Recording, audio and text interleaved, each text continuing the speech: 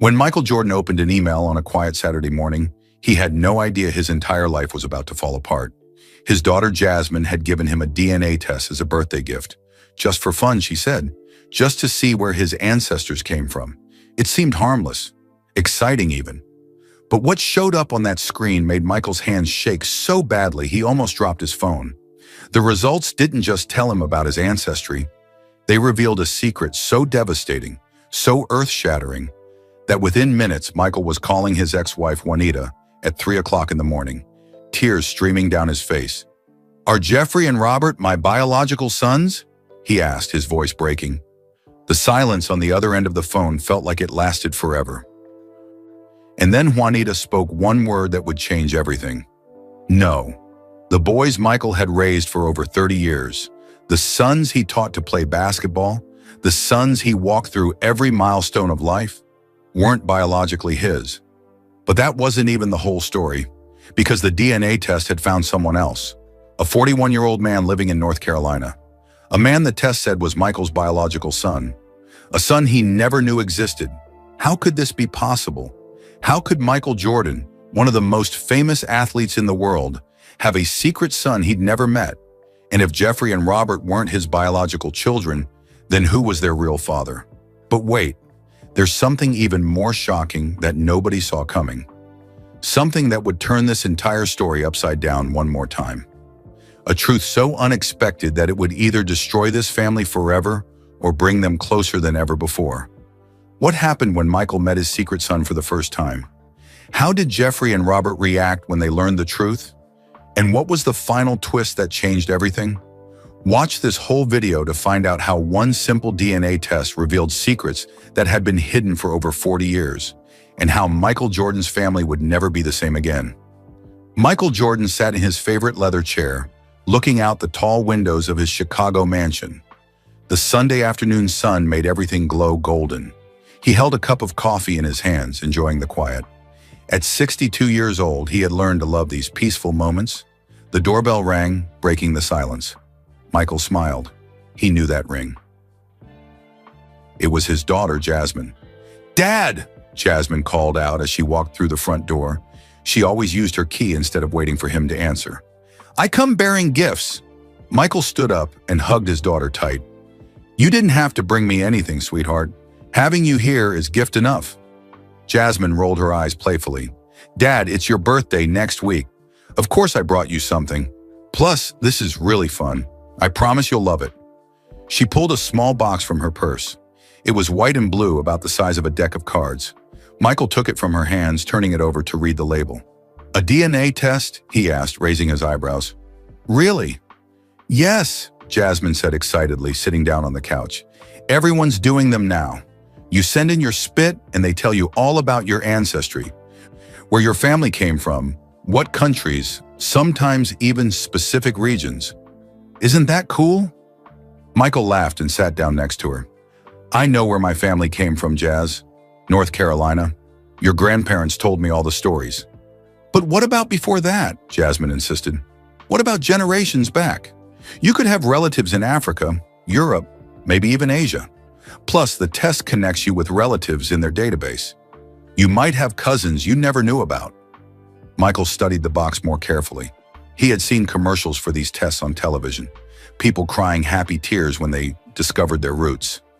Families reuniting after decades apart. It all seemed a bit dramatic to him, but he had to admit, he was curious. "You really want me to do this?" he asked. "I really do," Jasmine said, squeezing his hand. "Come on, Dad. When was the last time you did something just for fun? Something that wasn't work or charity or business?" She had a point. Michael's life was carefully scheduled. Board meetings, golf games with business partners, charity events, family dinners. Everything had a purpose. When had he last done something simply because it might be interesting? "All right," he said, standing up. "Let's do this thing. What do I need to do?" Jasmine jumped up, clapping her hands. "Yes. Okay, it's super easy. We just need to register the kit online. Then you spit in this tube, seal it up, and I'll mail it tomorrow. Results come back in about 6 weeks." They walked to Michael's home office, where his computer sat on a massive oak desk. Jasmine helped him create an account on the DNA testing website. They entered his information: name, birth date, address. "Do I have to use my real name?" Michael asked. "Michael Jordan is pretty recognizable." Jasmine thought for a moment. "The website is private. Your information won't be shared publicly. But if you want, you can just use your initials. MJ." Michael nodded. That felt better. He finished the registration and Jasmine handed him the collection tube. "This is the weird part," she warned. "You have to spit into this tube until it reaches this line. It's more spit than you think." Michael laughed. "I've done stranger things in my life than spit in a tube." It took him almost 5 minutes to fill the tube to the required line. Jasmine was right. It was more spit than he expected. They both laughed as he struggled to produce enough saliva. "This better be worth it," Michael joked, sealing the tube into the prepaid envelope. "I feel ridiculous." "It'll be worth it," Jasmine promised. "I did mine last year and found out I'm 17% Irish. Who knew?" They walked back to the living room and Jasmine tucked the envelope into her purse.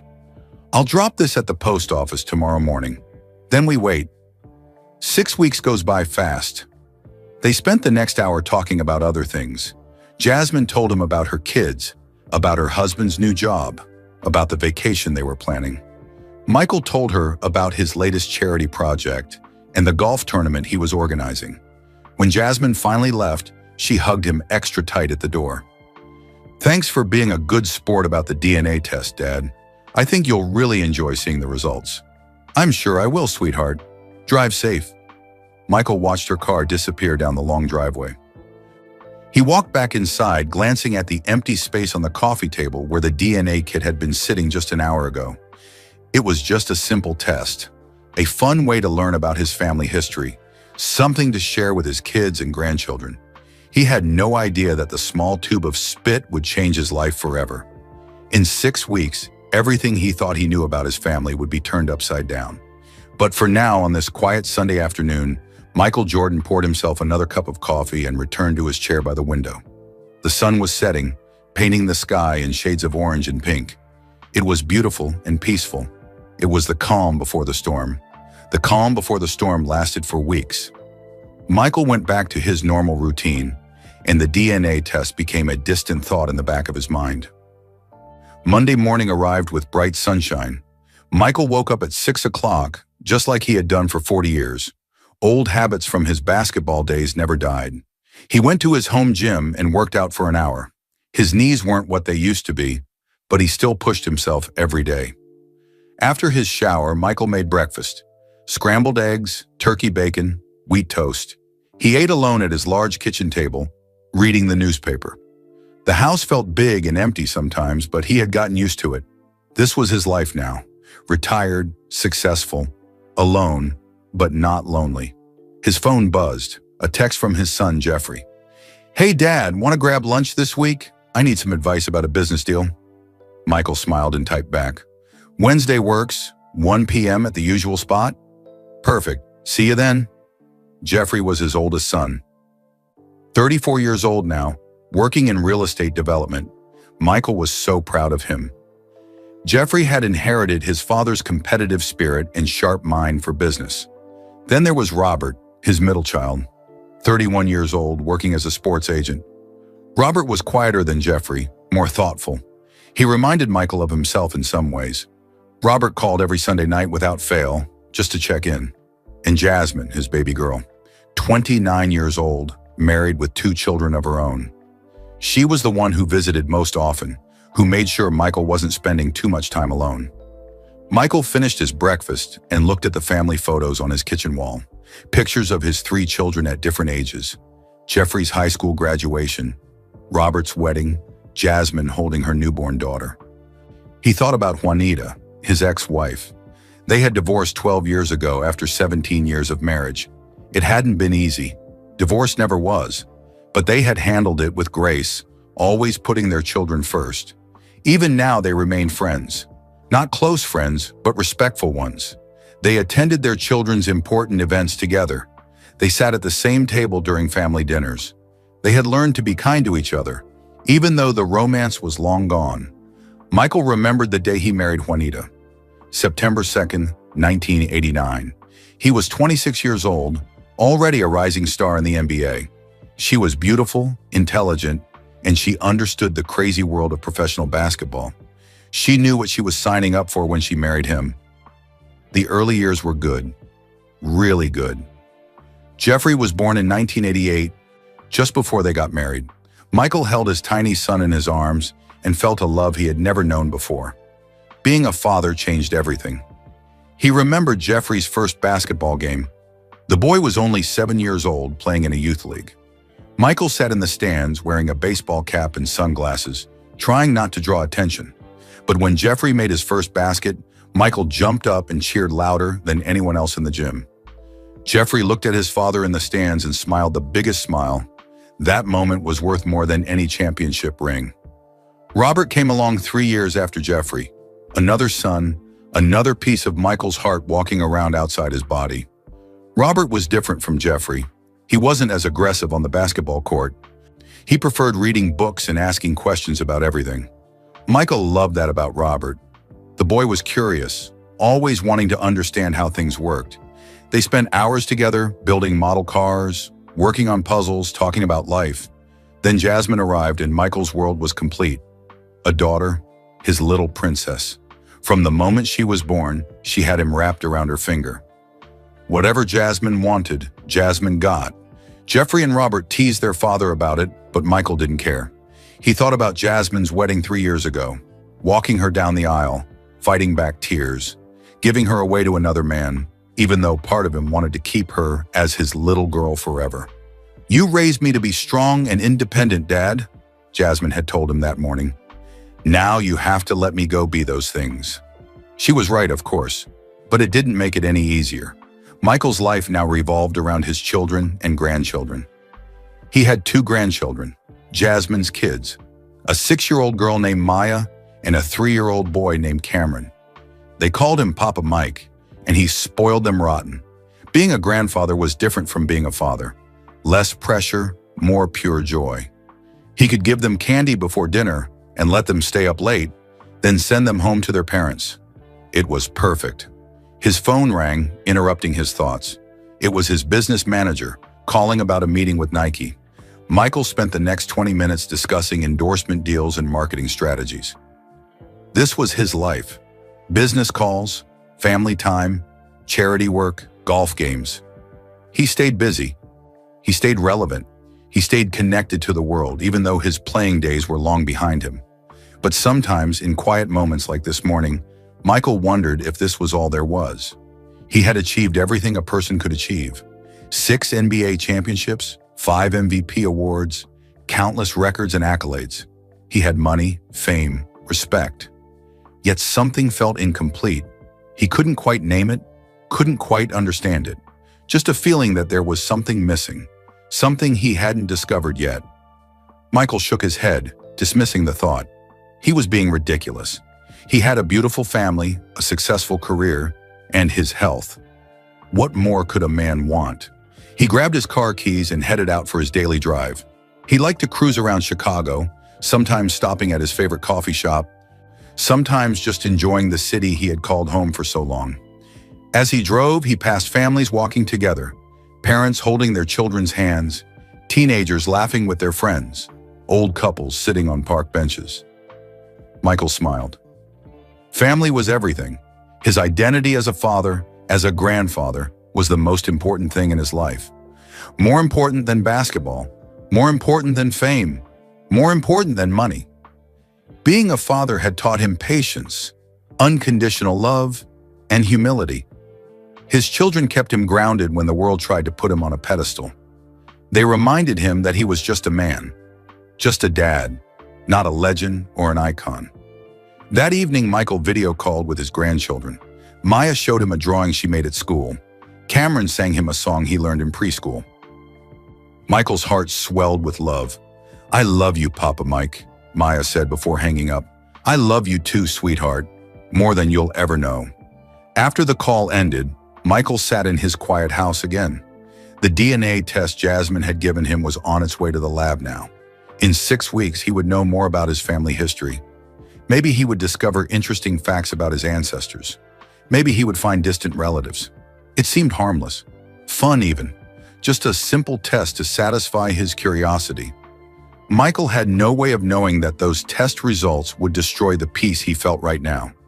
That they would force him to question everything he believed about his family, that they would reveal secrets that had been buried for over 40 years. For now, he was just a father who loved his children. A grandfather who adored his grandchildren. A man at peace with his life. The storm was coming, but Michael Jordan couldn't see the dark clouds gathering on the horizon. Not yet, not yet, but the clock was ticking. The first week passed quickly. Michael barely thought about the DNA test. He was too busy with his regular life. On Wednesday, he had lunch with Jeffrey at their favorite steakhouse in downtown Chicago. "So what's this business deal you need advice about?" Michael asked, cutting into his ribeye. Jeffrey explained a complicated real estate opportunity.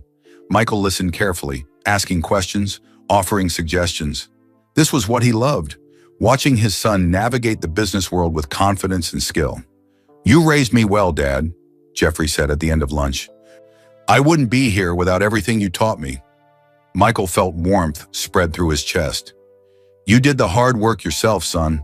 I just pointed you in the right direction." They hugged goodbye in the parking lot. Michael watched Jeffrey drive away in his Mercedes, feeling proud and grateful. The second week brought Robert into town for a quick visit. He was representing a young basketball player who was meeting with the Bulls management. Robert stopped by Michael's house for dinner.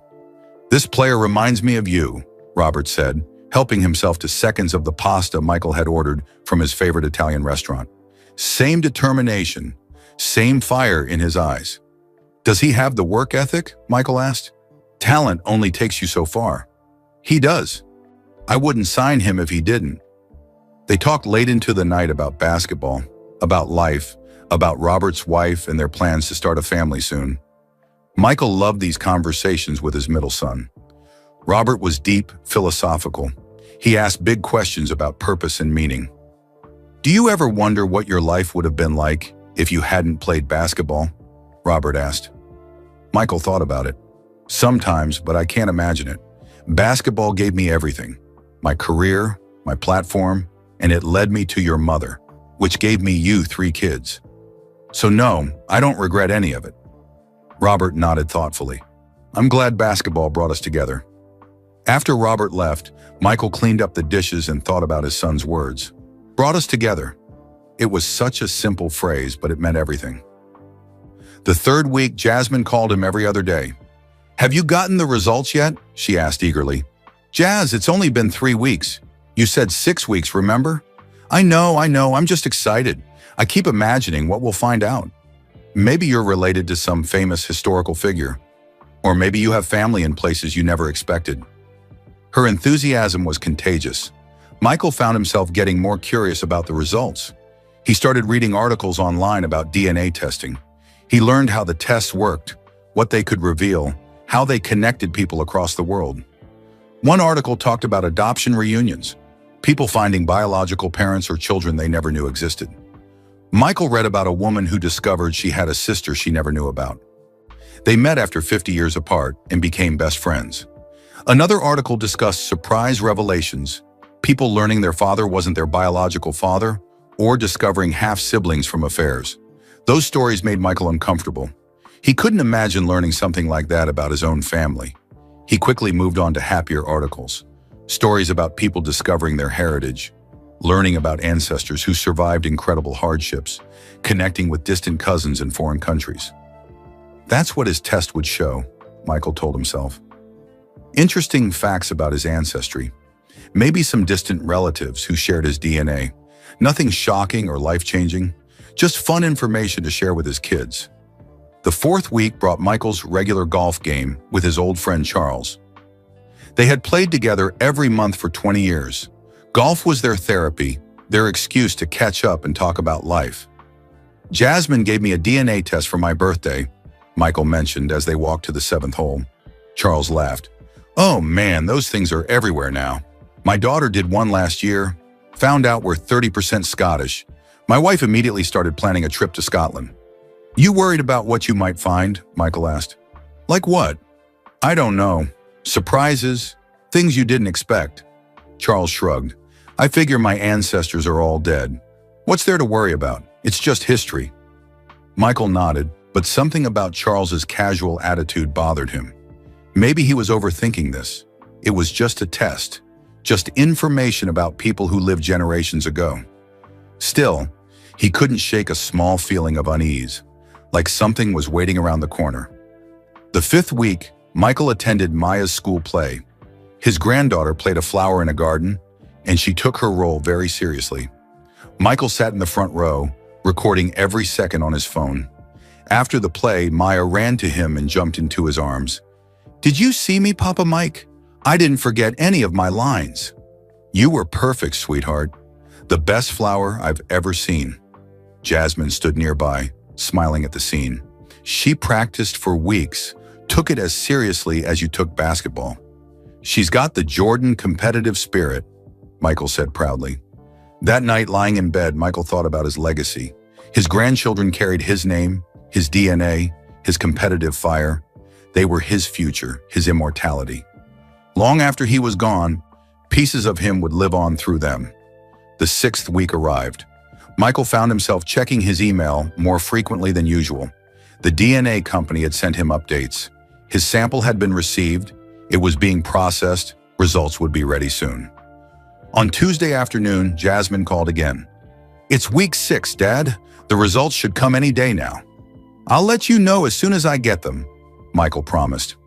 "Will you wait for me to look at them together? I want to be there when you see them." Michael hesitated. Part of him wanted to look alone first, just in case there was anything private or unexpected. But Jasmine sounded so excited. "We'll see, honey. If you're available when they come in, sure." Wednesday passed. Thursday passed. Friday morning, Michael played basketball with some friends at a local gym. He still had his shooting touch, even if his knees complained afterward. Friday afternoon, he ran errands. Grocery shopping, a haircut, picking up dry cleaning. Normal, boring tasks that made up a normal, boring week. Friday evening, he made himself dinner and settled in to watch a documentary. His phone sat on the coffee table beside him, silent. He thought about the DNA test, sitting in some laboratory somewhere. Scientists examining his genetic code, comparing it to millions of other samples in their database. Computers analyzing patterns, finding matches, building his family tree. What would they find? African heritage, certainly. His family had roots in the South, descendants of enslaved people who had survived and built new lives after freedom came. He was proud of that heritage, proud of the strength his ancestors had shown. Maybe some European DNA mixed in, like so many African Americans had. The complicated legacy of American history written into his very genes.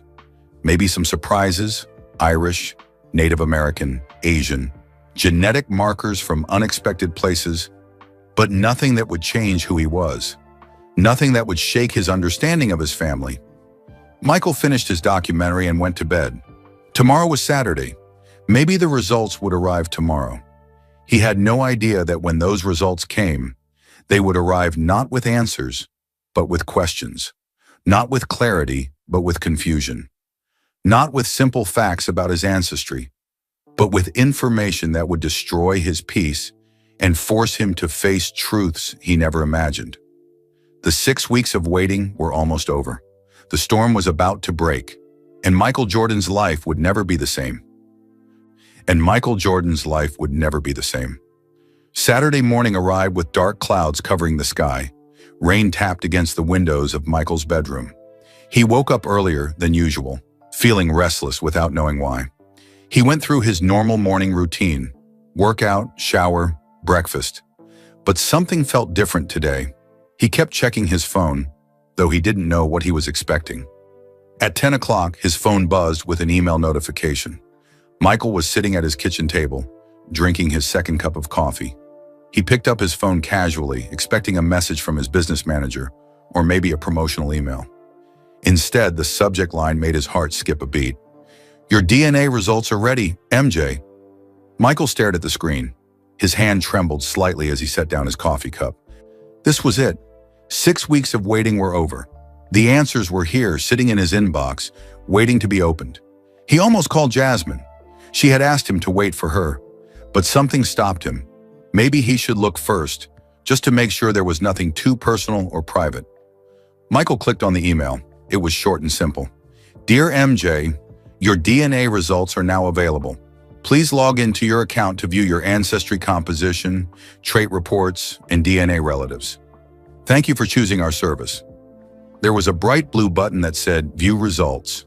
Michael's finger hovered over the button. The rain outside grew heavier, drumming against the roof. Thunder rumbled in the distance. He clicked the button. The website loaded, showing his account dashboard. There were several sections: ancestry composition, health predispositions, trait reports, and DNA relatives. Michael clicked on ancestry composition first. This was the safe information, the part Jasmine was excited about. A colorful map appeared, showing percentages of different ancestries. 73% West African, 12% European, 8% Native American, 7% unassigned. Michael studied the map. It showed exactly what he expected. His ancestors had come from West Africa, survived slavery, mixed with European and Native American populations. This was the story of millions of African Americans. His story. He smiled, thinking about sharing this with his children and grandchildren. They would find it interesting, educational. Then Michael noticed a number next to DNA relatives. It said he had 1,147 matches in the database. People who shared some amount of DNA with him. Curious, he clicked on the section. The page loaded, showing a list of matches organized by relationship strength. At the very top, marked with a special icon, was a match labeled Close Family Possible Parent-to-Child Relationship. Michael's smile faded. His stomach tightened. The profile belonged to someone listed as DM, a 41-year-old male living in Charlotte, North Carolina. The relationship confidence was listed as 99.9%. Michael read the words 3 times, trying to make sense of them. Parent-child relationship. That was impossible. Michael had 3 children, Jeffrey, Robert, and Jasmine. He knew all of them. There was no mysterious 4th child. This had to be a mistake. But 41 years old. That would mean this person was born in 1984. Michael was 21 years old in 1984, just starting his professional career.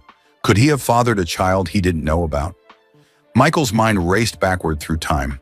1984. Who was he dating then? He was in college playing basketball at North Carolina. There were a few girlfriends, nothing serious. Certainly no one who was pregnant. Unless someone never told him.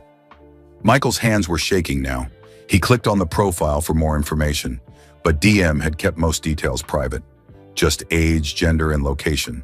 Nothing else. He took a deep breath, trying to calm down. This could still be a mistake. Maybe the test was wrong. Maybe this person was actually a nephew or cousin, and the algorithm got confused. But 99.9% confidence was hard to ignore. Michael scrolled down the list of DNA relatives, looking for his own children. He needed to see them there, needed confirmation that the test was working correctly. He found Jasmine's profile easily. She had done a test with the same company last year. The relationship showed as parent-child 50% DNA shared. That was correct. That was what it should say. Relief flooded through Michael. The test was working. It recognized Jasmine as his daughter. But then his eyes scanned for Jeffrey and Robert. They hadn't taken DNA tests with this company, but maybe they had used a different service that shared data. Or maybe... Michael froze. There, in the list of close relatives, were 2 more profiles, JV and MV, both showing as DNA matches. JV was listed as 34 years old, Jeffrey's age. MV was listed as 31 years old, Robert's age. But the relationship category made Michael's blood run cold. Close family, 0% DNA shared, no biological relationship detected. Michael stared at the screen. The words blurred as his eyes filled with tears. This couldn't be right. This was impossible.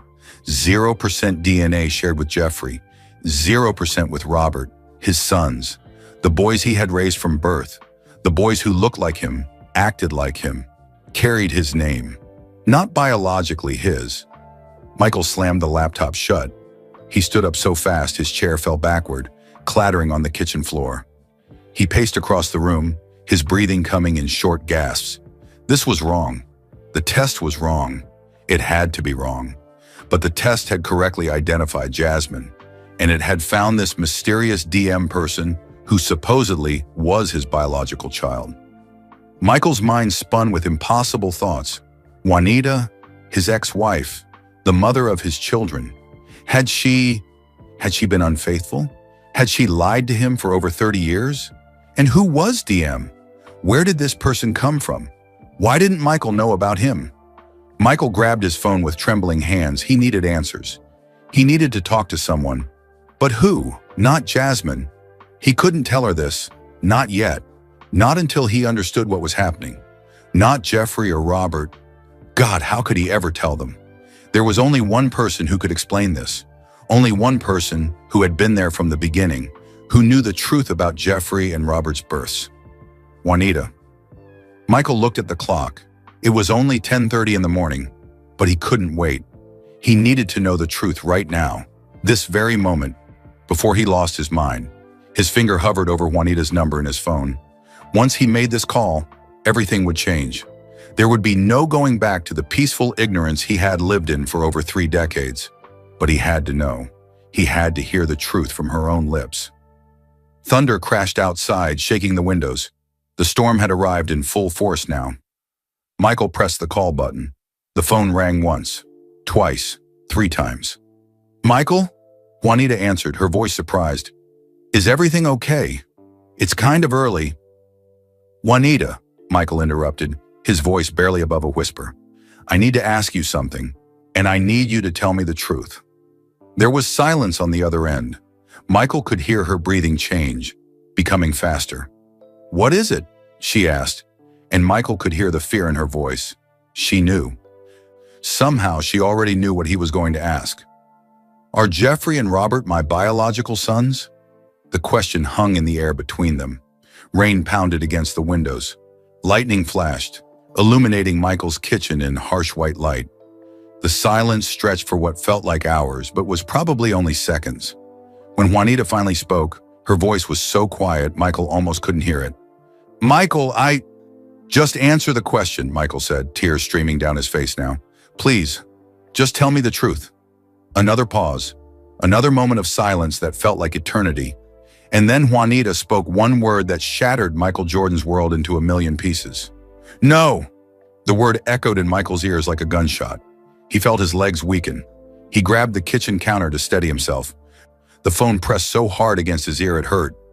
No, Juanita repeated, and now she was crying. No, Michael, they're not. Michael couldn't breathe. The room spun around him. He had known. The DNA test had already told him. But hearing it from her mouth made it real in a way that numbers on a screen couldn't. How long have you known? His voice came out rough, broken. Since the beginning, Juanita whispered. I've known since the beginning. Michael's knees gave out. He slid down to the kitchen floor, his back against the cabinet. 34 years. You've lied to me for 34 years. Michael, please let me explain. Explain? Michael's voice rose, anger finally breaking through the shock. How do you explain lying about something like this? How do you explain letting me raise 2 boys thinking they were mine when they weren't? They are yours, Juanita said, her voice desperate. You're their father in every way that matters.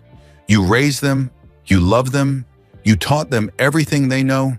But they're not my sons, Michael shouted, then immediately lowered his voice. He couldn't fall apart. Not yet. He needed answers first. Who, Juanita? Who is their father? Juanita was sobbing now. Through her tears, she told him a story that made Michael feel sick. Before they got married, Juanita had briefly dated someone else, someone from her neighborhood. She thought it was over, thought she had moved on when she started dating Michael. But there was one night, one moment of weakness when she saw her ex again. I thought I was in love with you, Juanita said. I wanted to be with you, and when I found out I was pregnant with Jeffrey, I convinced myself you were the father. I wanted you to be the father. You convinced yourself, Michael asked, his voice hollow. Or you lied to yourself? Both, Juanita admitted. By the time I realized the truth, we were already married. I was terrified. I thought if I told you, you'd leave me. So I buried it. I pretended Jeffrey was yours, and I prayed every day that he would look like you, act like you, Be enough like you that you'd never question it. Michael thought about Jeffrey, his oldest son, except he wasn't his son at all. Jeffrey had Michael's competitive spirit, his drive, his business sense. But those weren't genetic traits. Those were learned behaviors, things Jeffrey picked up from watching Michael, from being raised by him. The physical resemblance Michael had always seen? Maybe it was just wishful thinking. Maybe he saw what he wanted to see. And Robert, Michael asked, though part of him didn't want to know. Juanita's silence told him everything before she spoke. The same man, she finally said. Years later. It was a mistake, Michael. A terrible mistake. Things were hard between us. You were traveling all the time with basketball. I was lonely and angry, and he was there, and... Stop, Michael interrupted. He didn't want to hear the details. Didn't want to imagine his wife with another man. Not once, but twice. Does he know? Does he know about Jeffrey and Robert? No, Juanita said quickly. He died 10 years ago. Car accident. He never knew he had children. Michael closed his eyes. So the boy's biological father was dead. There would be no dramatic confrontation, no custody battles. Just this terrible secret finally exposed. Why didn't you ever tell me? Michael asked. In 34 years, why didn't you ever think I deserved to know the truth? Because I love them, Juanita said simply. And I love you. I watched you be an incredible father to those boys. I watched them love you and look up to you. I told myself that the biological truth didn't matter because the emotional truth was real. You are their father, Michael. The man who raised them is their father. That was my choice to make, Michael said quietly. You took that choice away from me. You let me believe a lie for over 3 decades. They sat in silence, connected by the phone, but separated by an ocean of betrayal and pain. Then Michael remembered the other part of the DNA results. The part that had been overshadowed by the devastating news about Jeffrey and Robert. Juanita, there's something else, he said. The DNA test found a match, a 41-year-old man in North Carolina. The test says he's my biological son. The silence on Juanita's end was different now, confused rather than guilty. What are you talking about? I have a son, Michael said, the words feeling strange in his mouth. An actual biological son I never knew about. He's 41 years old. Michael's mind raced backward. 41 years ago was 1984. He was 21 years old, playing college basketball at the University of North Carolina. And then it hit him, a memory he hadn't thought about in decades. Cassandra. Oh my God, Michael whispered. What? Michael, what is it? Cassandra, he said. There was a girl I dated before you. Cassandra Williams. We were together for about 6 months during my sophomore year at Carolina. Things were getting serious, and then suddenly she moved away. Just disappeared one day. I tried to call her, but her number was disconnected. I asked her friends, but nobody would tell me anything. You think she was pregnant? Juanita asked. She must have been, Michael said, the pieces falling into place. That's why she left so suddenly. She was pregnant with my child and never told me. Michael pulled out his laptop again, opening it with shaking hands. He logged back into the DNA website and found the profile for DM Devin Mitchell. That had to be his full name. DM, his son's name was Devin Mitchell. I have a son, Michael said again, tears streaming down his face. I have a 41-year-old son I've never met. And the 2 boys I raised, the 2 boys I thought were mine, aren't. The cruelty of it was almost too much to bear. The universe had played a cosmic joke on him, given him biological children he didn't know about, while he raised children who weren't biologically his. Michael, I'm so sorry, Juanita said. I know that doesn't fix anything, but I am so sorry. Sorry doesn't give me back 41 years with my real son, Michael said bitterly. Sorry doesn't change the fact that you lied to me for our entire marriage. What are you going to tell Jeffrey and Robert? Juanita asked quietly. Michael hadn't even thought that far ahead. What would he tell them? How could he possibly explain this? I don't know, he admitted. I don't know anything right now except that my entire life has been built on lies. That's not fair, Juanita said, her voice gaining strength. Your life hasn't been a lie. Your love for those boys is real. Their love for you is real. DNA doesn't change that. Doesn't it? Michael asked. Everyone always talked about how Jeffrey has my competitive drive, how Robert has my analytical mind. But those aren't genetic. They just learned to act like me because I raised them. Everything I thought I knew about my family was wrong. Michael stood up from the floor. His body ached like he'd played a full game.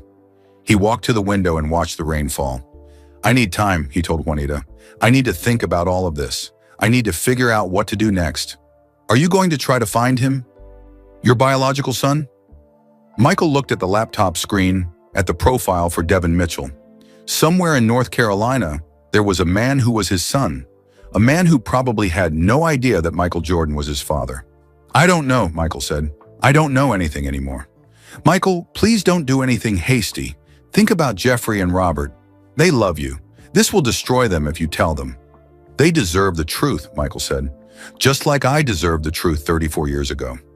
He hung up the phone before Juanita could respond. Michael spent the rest of the day in his house, not answering calls, not responding to texts. He just sat and stared at nothing, his mind replaying every memory of Jeffrey and Robert through a new lens.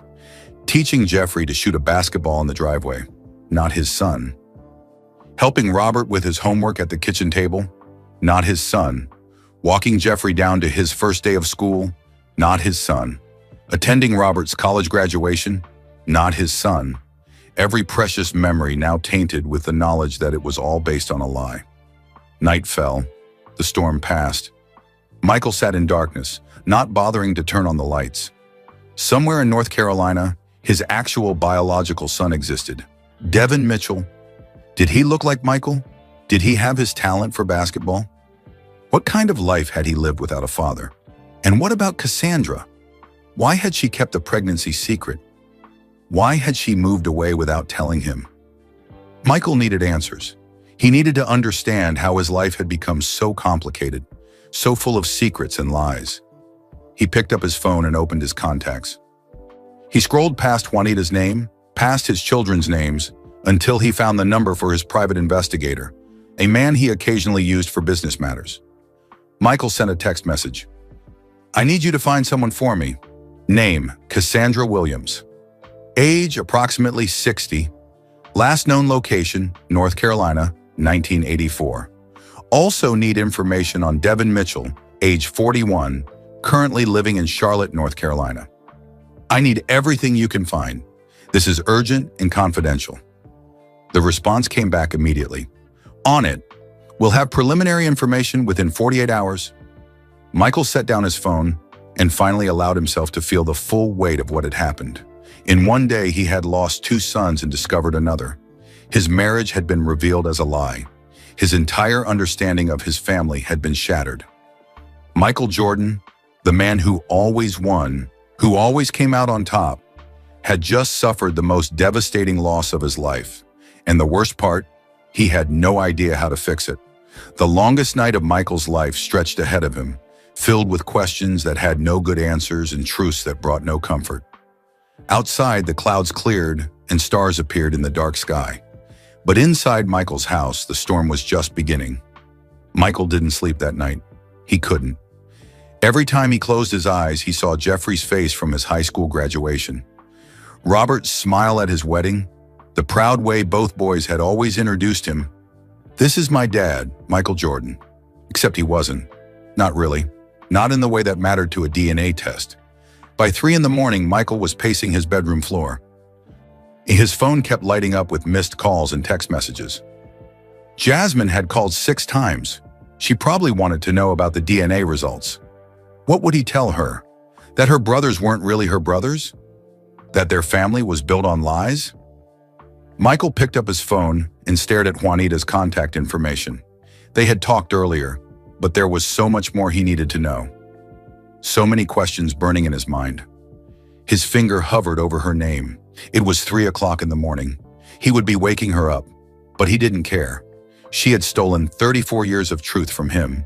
She could give him 30 minutes at 3 in the morning. He pressed the call button. Juanita answered on the second ring. Her voice was thick with exhaustion. She had been crying. Michael could tell.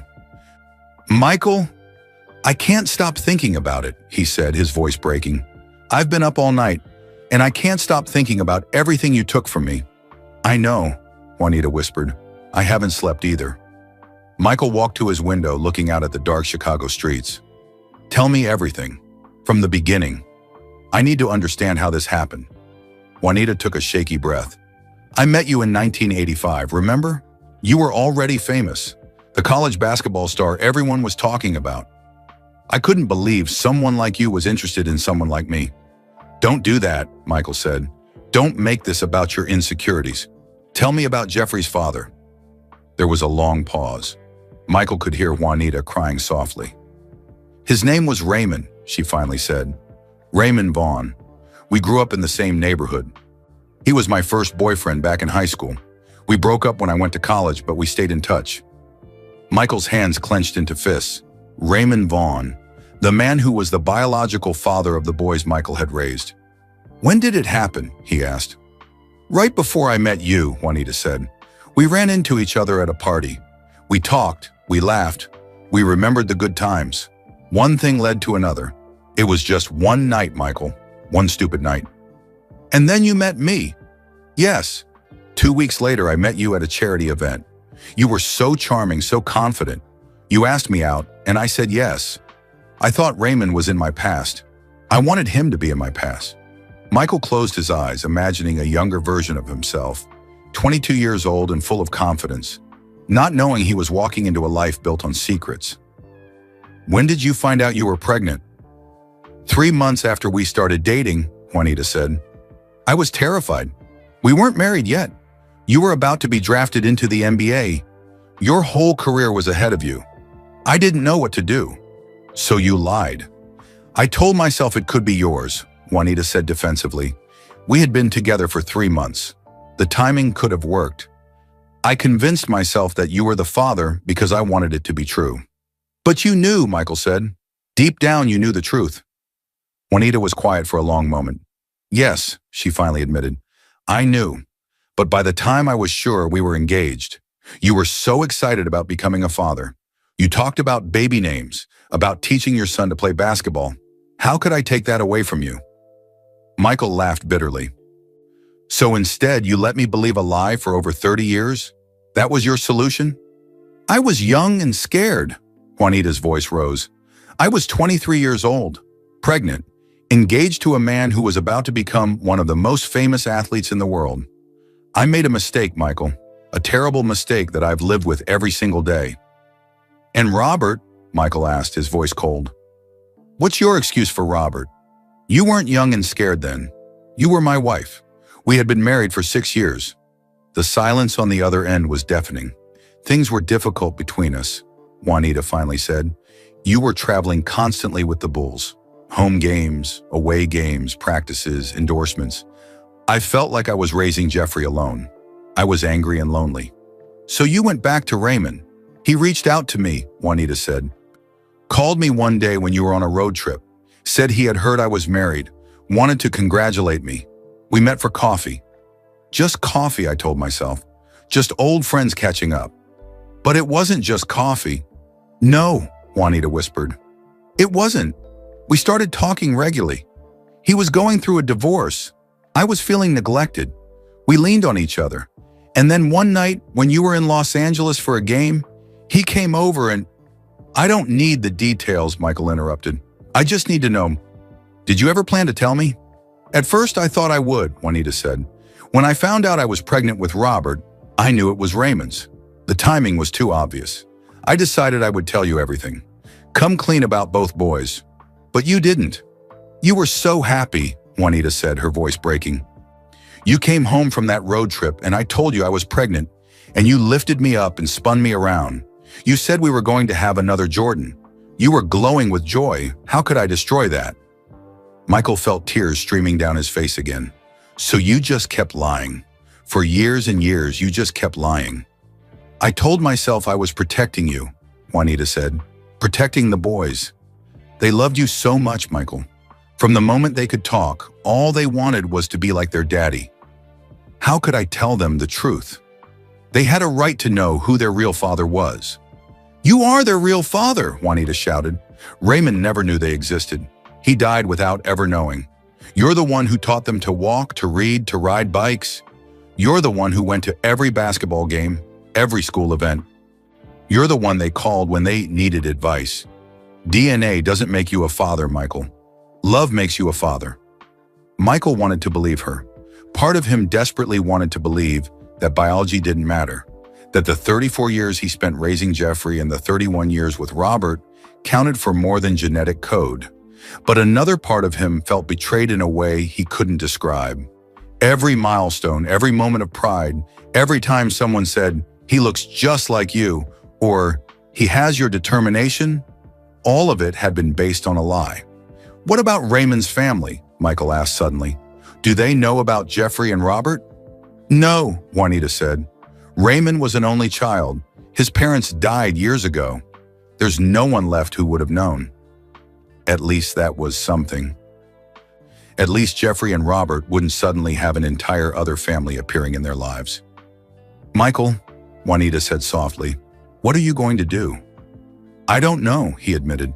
"Part of me wants to tell the boys everything. They deserve to know the truth." "Please don't," Juanita begged. "Please, Michael. It will destroy them. They worship you. Finding out you're not their biological father will break their hearts." "And what about my heart?" Michael asked. "What about what this is doing to me?" "I know," Juanita said. "I know I hurt you. I know I've been hurting you for 34 years without you even knowing it. But those boys are innocent in all of this. They didn't ask to be born from my mistakes.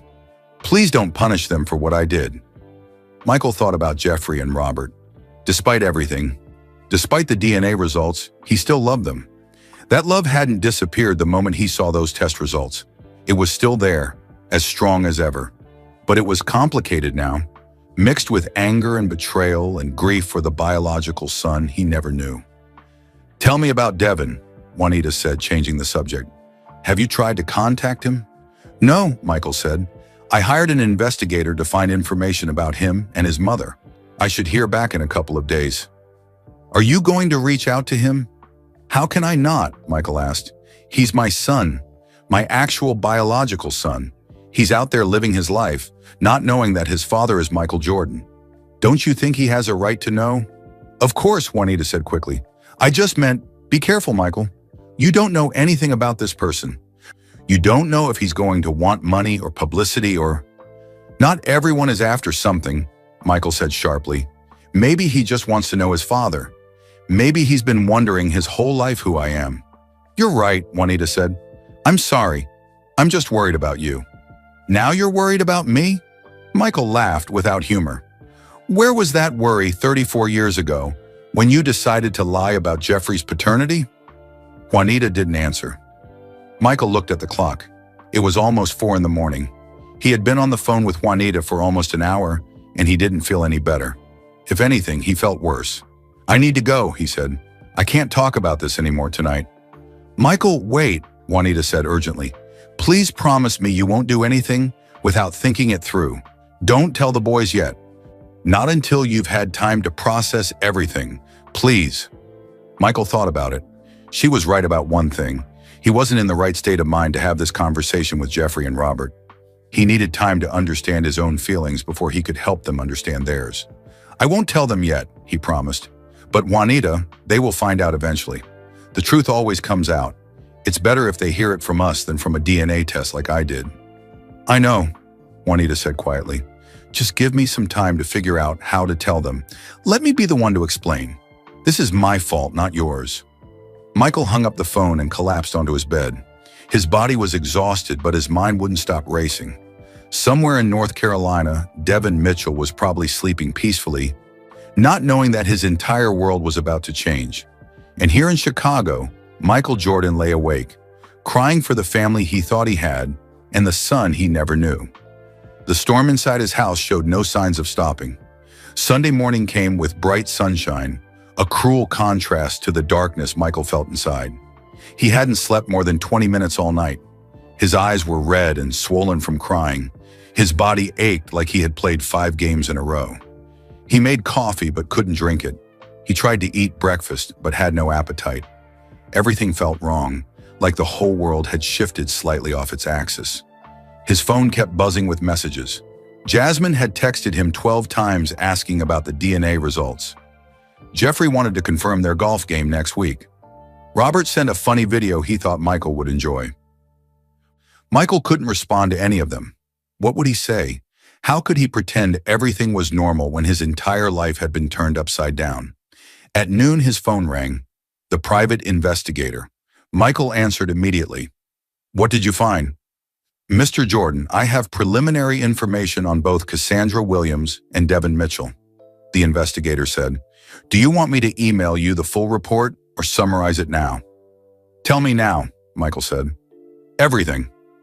The investigator cleared his throat. Cassandra Williams, age 62, currently living in Durham, North Carolina. She works as a registered nurse at Duke University Hospital. Never married. No other children besides Devin Mitchell. Michael's heart clenched. She never married, never had other children.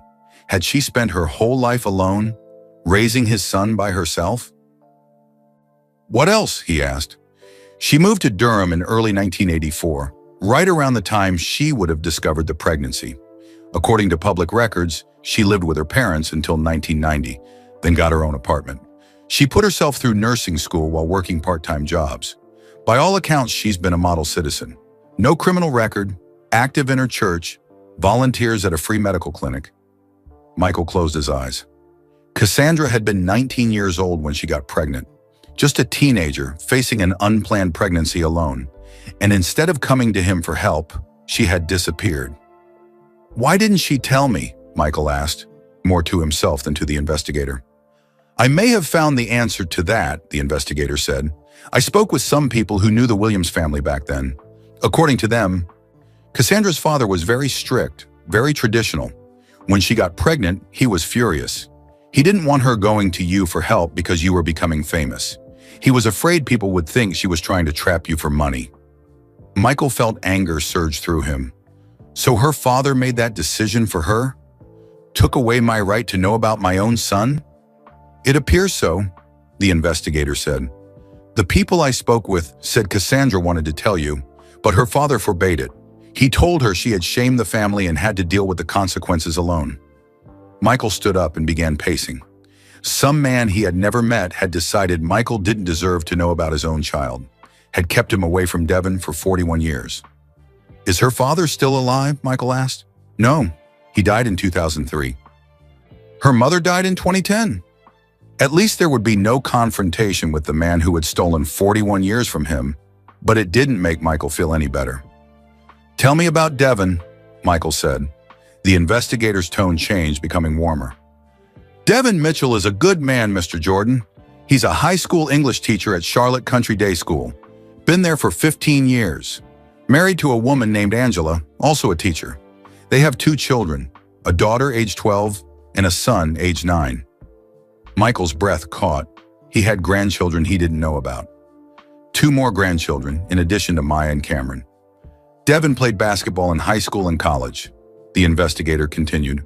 Got a scholarship to North Carolina A&T.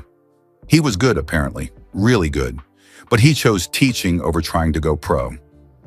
His colleagues describe him as dedicated, kind, and passionate about helping students. Michael felt tears rolling down his cheeks. His son was a teacher, a father, a good man who helped young people and built a life of purpose, all without ever knowing who his real father was. "Does he know about me?" Michael asked. "Does he know I'm his biological father?" "I couldn't find any evidence that Cassandra told him," the investigator said. "But here's the interesting part. Devin took a DNA test about 2 months ago, the same company you used. He's in the database, and according to the test results, he knows he has a match to someone listed as MJ. But he hasn't reached out." "Why not?" Michael asked. "I don't know," the investigator said. "Maybe he's scared. Maybe he's not sure what to do with the information. Maybe he's waiting to see if you contact him first." Michael thought about that.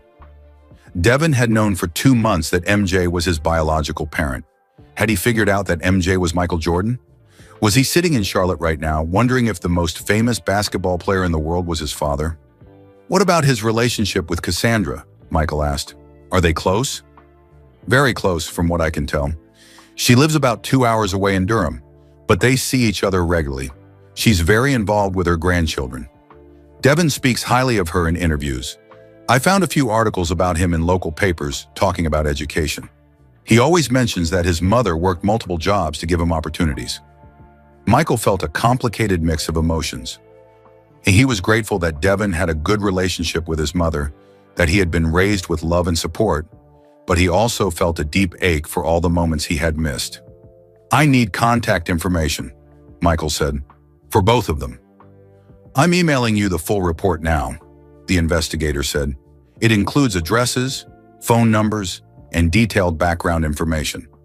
Mr. Jordan, if I may offer some advice? Go ahead. Be careful how you approach this. Both Cassandra and Devin have built good lives. This revelation is going to shake their world just like it shook yours. Think carefully about what you want to say and how you want to say it. Michael thanked the investigator and hung up. He opened his laptop and found the email with the full report. Photos of Cassandra and Devin stared back at him from the screen. Cassandra looked older, of course. Her hair was gray now, her face lined with age. But her eyes were the same eyes he remembered, kind and gentle. Looking at her photo brought back memories of their time together. She had been sweet and smart, always making him laugh. He had cared about her deeply. If she hadn't disappeared so suddenly, maybe they would have stayed together. Then he looked at Devin's photo, and his breath caught in his throat. It was like looking at himself 40 years ago. Devin had Michael's eyes, his jawline, his smile. The resemblance was unmistakable. How had Cassandra looked at this face every day for 41 years and not told Devin the truth? The report included photos of Devin's family, his wife Angela, pretty with a warm smile, his daughter, tall and athletic looking, his son, grinning at the camera with a basketball under his arm, Michael's grandchildren, his family, people who should have been part of his life but weren't. He read through Devin's professional history, graduated from North Carolina A&T with honors, master's degree in education, 15 years of teaching, countless awards for excellence in education, coached the school's junior varsity basketball team, volunteered with literacy programs. This was his son, a man who chose to teach and help others instead of chasing fame and money, a man who built a beautiful family and lived with integrity. Michael felt proud, even though he had nothing to do with how Devin turned out. That was all Cassandra's doing. She had raised an incredible man all by herself, but Michael had missed it all. The first words, the first steps, the first basketball game. The high school graduation, the college years, the wedding. All of it happened without him. He picked up his phone, staring at Devin's number in the report. He could call right now, introduce himself, tell Devin the truth. But what would he say? Hi, I'm Michael Jordan, and I just found out I'm your father? It seemed absurd, impossible. Maybe he should call Cassandra first. Talk to her, understand why she never told him, why she never gave him the chance to be a father to their son. Michael dialed her number before he could change his mind. The phone rang 3 times. Then a voice he hadn't heard in over 40 years answered. Hello? Cassandra? Michael's voice shook. This is Michael Jordan. The silence on the other end was complete. Michael could hear her breathing, could almost feel her shock through the phone. Michael, she finally whispered. Oh my God, Michael. I took a DNA test, he said simply. I know about Devin. Cassandra made a sound that was half sob, half gasp. How long have you known? 2 days, Michael said. I found out 2 days ago that I have a son I never knew about for 41 years. Michael, I'm so sorry, Cassandra said, and she was crying now. I'm so sorry. Why didn't you tell me? Michael asked, and all the pain of the past 2 days poured into those words. Why didn't you give me the chance to be his father? My father wouldn't let me, Cassandra said through her tears. When I found out I was pregnant, I wanted to tell you. I planned to tell you, but my father found out first. He said you were going to be famous, that everyone would think I was trying to trap you for money. He said I would ruin your career and embarrass our family. That wasn't his decision to make, Michael said, his voice rising. That was my son, my child. I had a right to know. I know, Cassandra sobbed. I know you did. I was 19 years old, Michael. I was terrified and alone, and my father was so angry. He moved me to Durham, away from everyone I knew. He made me promise never to contact you. And as the years went by, it just got harder and harder to reach out. You became this legend, this icon. How could I call Michael Jordan and tell him he had a son he never knew about? Michael understood, even though understanding didn't make the pain go away. Cassandra had been young and scared, controlled by a domineering father. By the time she was old enough to make her own choices, too much time had passed. "Does Devin know?" Michael asked. "Does he know I'm his father?"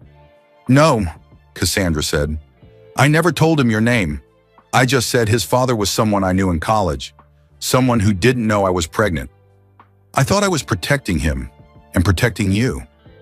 "He took a DNA test," Michael said. "He knows he has a biological parent in the database listed as MJ. Has he asked you about it?" Cassandra was quiet for a moment. "Yes," she finally said. "He called me 6 weeks ago, asked if I knew who MJ might be. I told him I didn't know. I lied to him, Michael. I've been lying to him his whole life. We both missed 41 years with him," Michael said, "because of lies and secrets. Don't you think it's time for the truth?" "What are you going to do?" Cassandra asked, her voice trembling with fear. "I'm going to meet my son," Michael said simply. "I'm going to tell him the truth, and I hope you'll be there when I do." Cassandra was silent for a long moment. Michael could hear her crying softly on the other end of the line. "Okay," she finally said. "You're right. It's time. Devin deserves to know the truth. We both owe him that much." "Can you set it up?" Michael asked. "I don't want to just show up at his house or call him out of the blue. This needs to be done carefully." "I'll call him today," Cassandra promised. "I'll tell him we need to talk about something important. Maybe we can meet somewhere neutral, a restaurant or a park." "Somewhere private," Michael said. "When this comes out, the media will go crazy. I want Devin to have time to process this before the whole world knows." They agreed to talk again the next day after Cassandra had spoken with Devin. Michael hung up feeling nervous, but also relieved. After 41 years, he was finally going to meet his son. The next 3 days were torture. Michael couldn't focus on anything. He ignored calls from his business manager. He canceled his golf game with Jeffrey, making up an excuse about not feeling well. He barely ate or slept. On Tuesday afternoon, Cassandra called back. "I told him," she said. "I didn't tell him everything, but I said I needed to talk to him about his biological father. He's agreed to meet with both of us on Thursday, 3 o'clock at a cafe in Charlotte." Michael wrote down the address with shaking hands. "How did he sound?" "Nervous," Cassandra admitted. "Confused, but also curious. He's been wondering about you his whole life, Michael. Part of him has always wanted to know who his father was." Thursday arrived too slowly and too quickly at the same time. Michael woke up at dawn, showered twice, changed his clothes 4 times. Nothing felt right. "How did you dress to meet your son for the first time when he was 41 years old?" He finally settled on jeans and a simple button-down shirt. Casual but respectful. He wanted Devin to see him as a person, not as Michael Jordan, the celebrity. The drive to Charlotte took 3 hours. Michael rented a car instead of using his own, hoping to avoid attention. He wore sunglasses and a baseball cap pulled low over his eyes. He arrived at the cafe 15 minutes early. It was a small, quiet place on a side street, perfect for a private conversation. Cassandra was already there, sitting at a corner table, looking even more nervous than Michael felt. "He'll be here any minute," she said when Michael sat down. "Michael, I need you to know, he's a good man. Whatever happens today, whatever he says, or how he reacts, please remember that he's a good man with a good heart." "I know," Michael said. He had read the investigators' report a dozen times. He felt like he already knew Devin, even though they had never met. The door opened and Michael's heart stopped. Devin Mitchell walked into the cafe, and it was like watching himself walk through a time machine. Same height, same build, same way of moving. Devin's eyes scanned the room until they landed on his mother. Then Devin saw the man sitting next to his mother, and he froze. Michael stood up slowly, taking off his sunglasses. For a moment, neither of them moved. They just stared at each other across the cafe. Devin's mouth fell open. "Mom!" His voice was barely a whisper. Is that Michael Jordan?"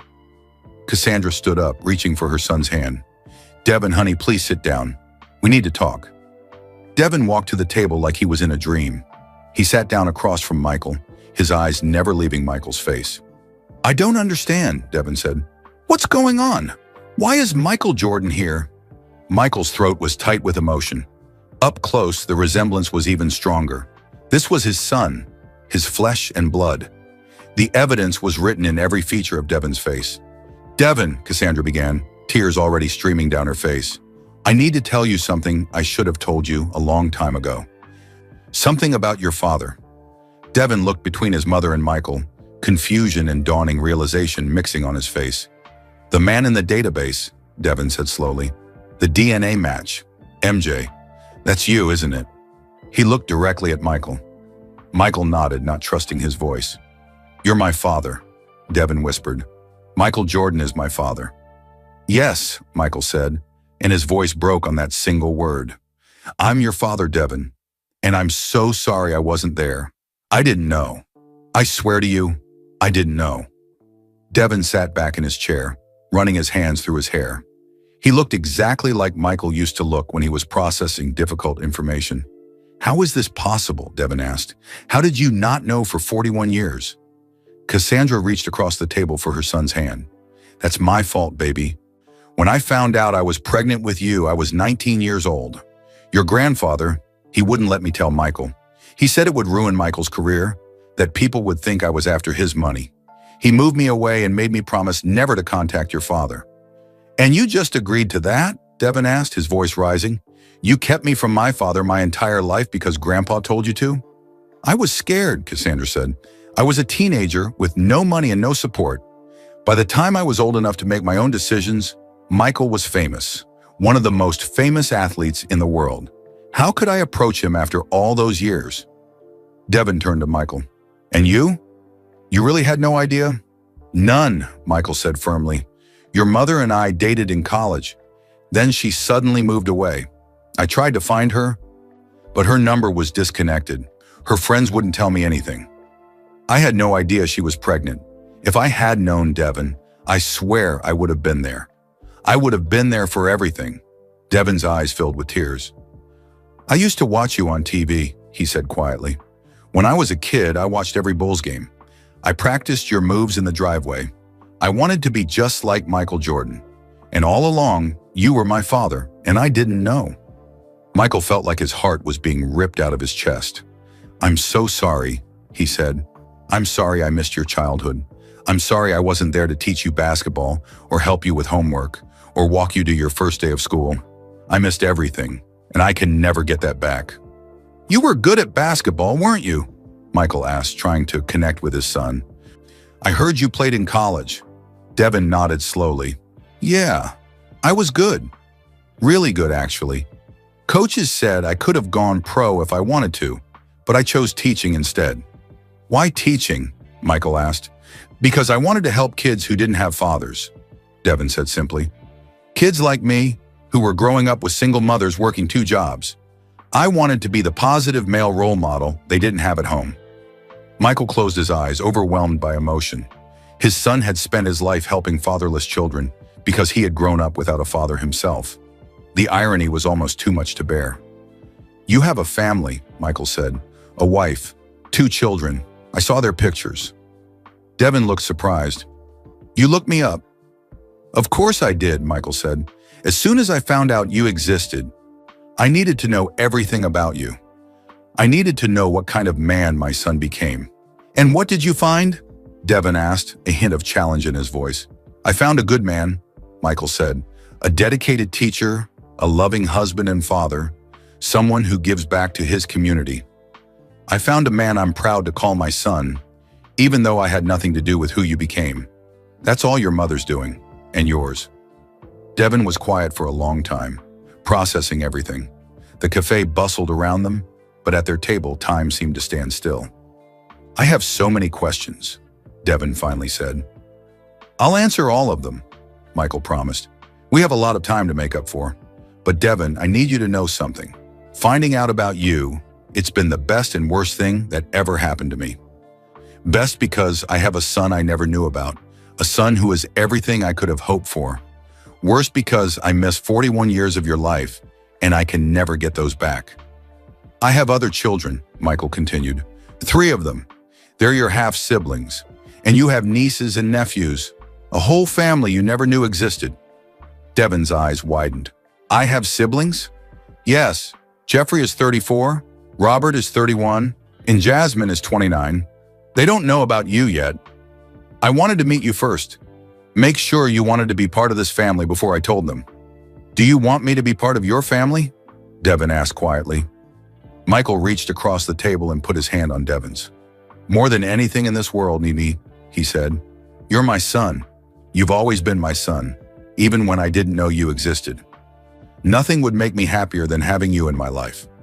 Devin looked down at their hands, his hand and Michael's hand, so similar in shape and size. Then he looked up, and tears were streaming down his face. I always wondered, Devin said. My whole life I wondered who you were, what you looked like, whether you ever thought about me. Mom said you didn't know about me, but part of me always wondered if maybe you did know and just didn't want me. Never, Michael said fiercely. If I had known, I would have moved heaven and earth to be part of your life. You have to believe that. I do, Devin said. Looking at you now, seeing how much we look alike, it's impossible to deny. You're my father, and somehow that makes everything make sense. All those times people said I moved like you on the basketball court. All those times I felt connected to you, even though I'd never met you. It was real. The connection was real. They talked for 3 hours. Michael told Devin about his life, his career, his regrets. Devin told Michael about growing up, about playing basketball, about choosing teaching over professional sports. I want you to meet Angela and the kids, Devin said as the afternoon turned to evening. They're not going to believe this. My daughter is going to lose her mind. She's obsessed with basketball. I'd love to meet them, Michael said. What are their names? Sarah is 12 and Robert is 9. Michael's breath caught.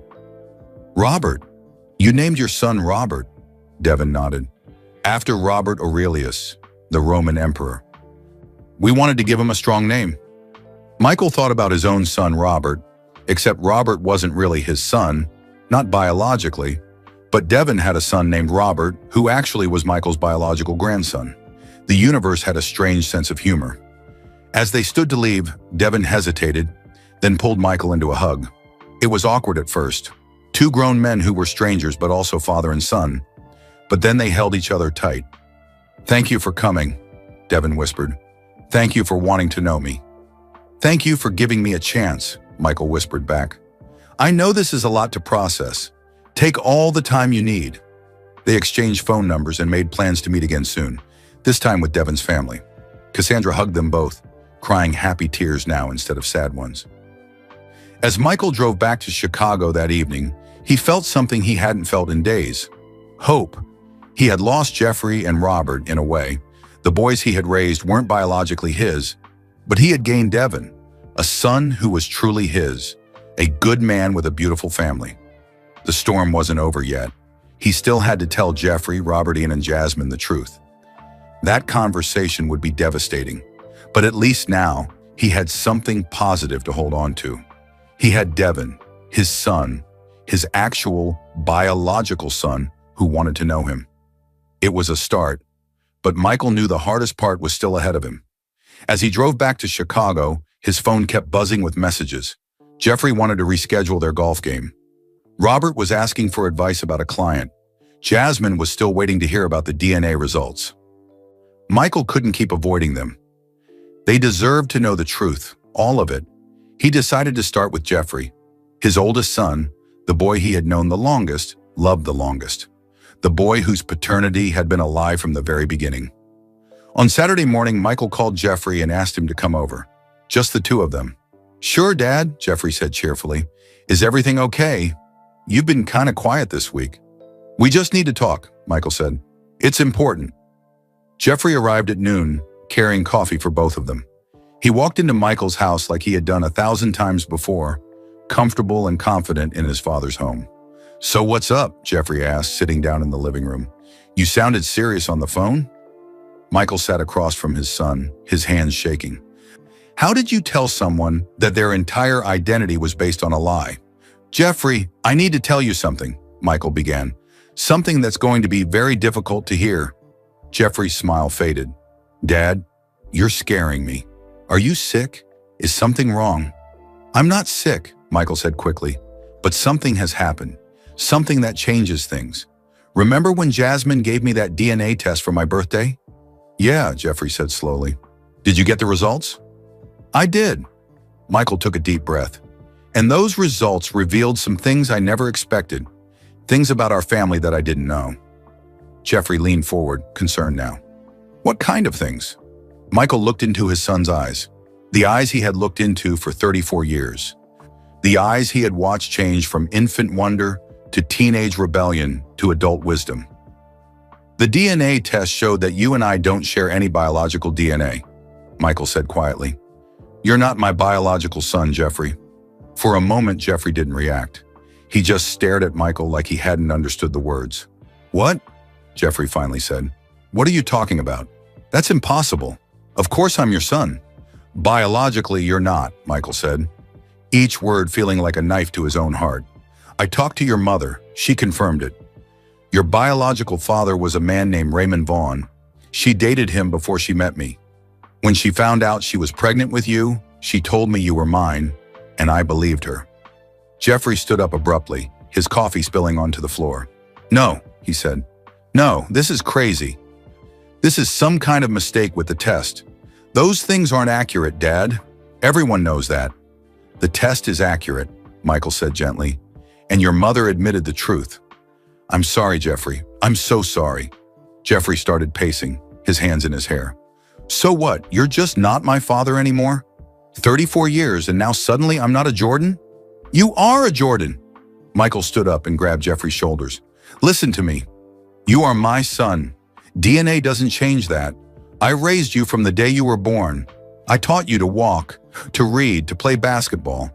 I was there for every moment of your life. That makes me your father. But not really, Jeffrey said, and tears were streaming down his face now. Not in the way that matters. Not in the way that's real. It is real, Michael insisted. The love I have for you is real. The pride I feel when I watch you succeed is real. The connection between us is real, Jeffrey. A piece of paper with DNA results doesn't change 34 years of being father and son. Jeffrey pulled away from Michael, shaking his head. Does Robert know? Is he yours? Michael's silence was answer enough. Oh my God, Jeffrey said. Neither of us. Neither Robert nor me.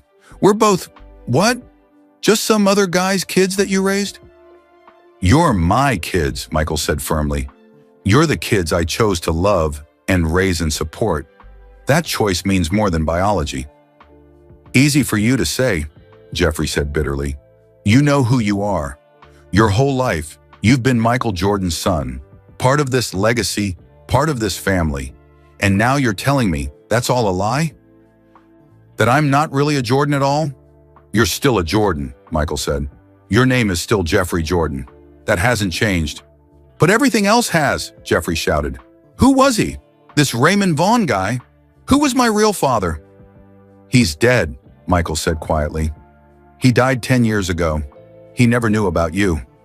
Your mother never told him. Jeffrey laughed, a harsh sound without humor. So I don't even get to meet him, don't even get to ask him why he didn't want me. He didn't know about you, Jeffrey. None of this was his fault, and it wasn't yours either. Jeffrey stood still for a moment, then looked up at Michael with pain in his eyes. Do you love me less now that you know the truth? Michael felt like he'd been punched in the stomach. What? No! Jeffrey, no! I love you exactly the same as I always have. Nothing about my love for you has changed. How can that be true? Jeffrey asked. You have a real son out there somewhere, right? That's what the DNA test found? Some biological kid you didn't know about? Michael nodded slowly. Yes, his name is Devin. He's 41 years old, lives in North Carolina. I met him this week. Of course you did, Jeffrey said. You already met your real son, your actual blood, the one who matters. You matter, Michael said desperately. Jeffrey, you matter just as much as Devin. You're both my sons.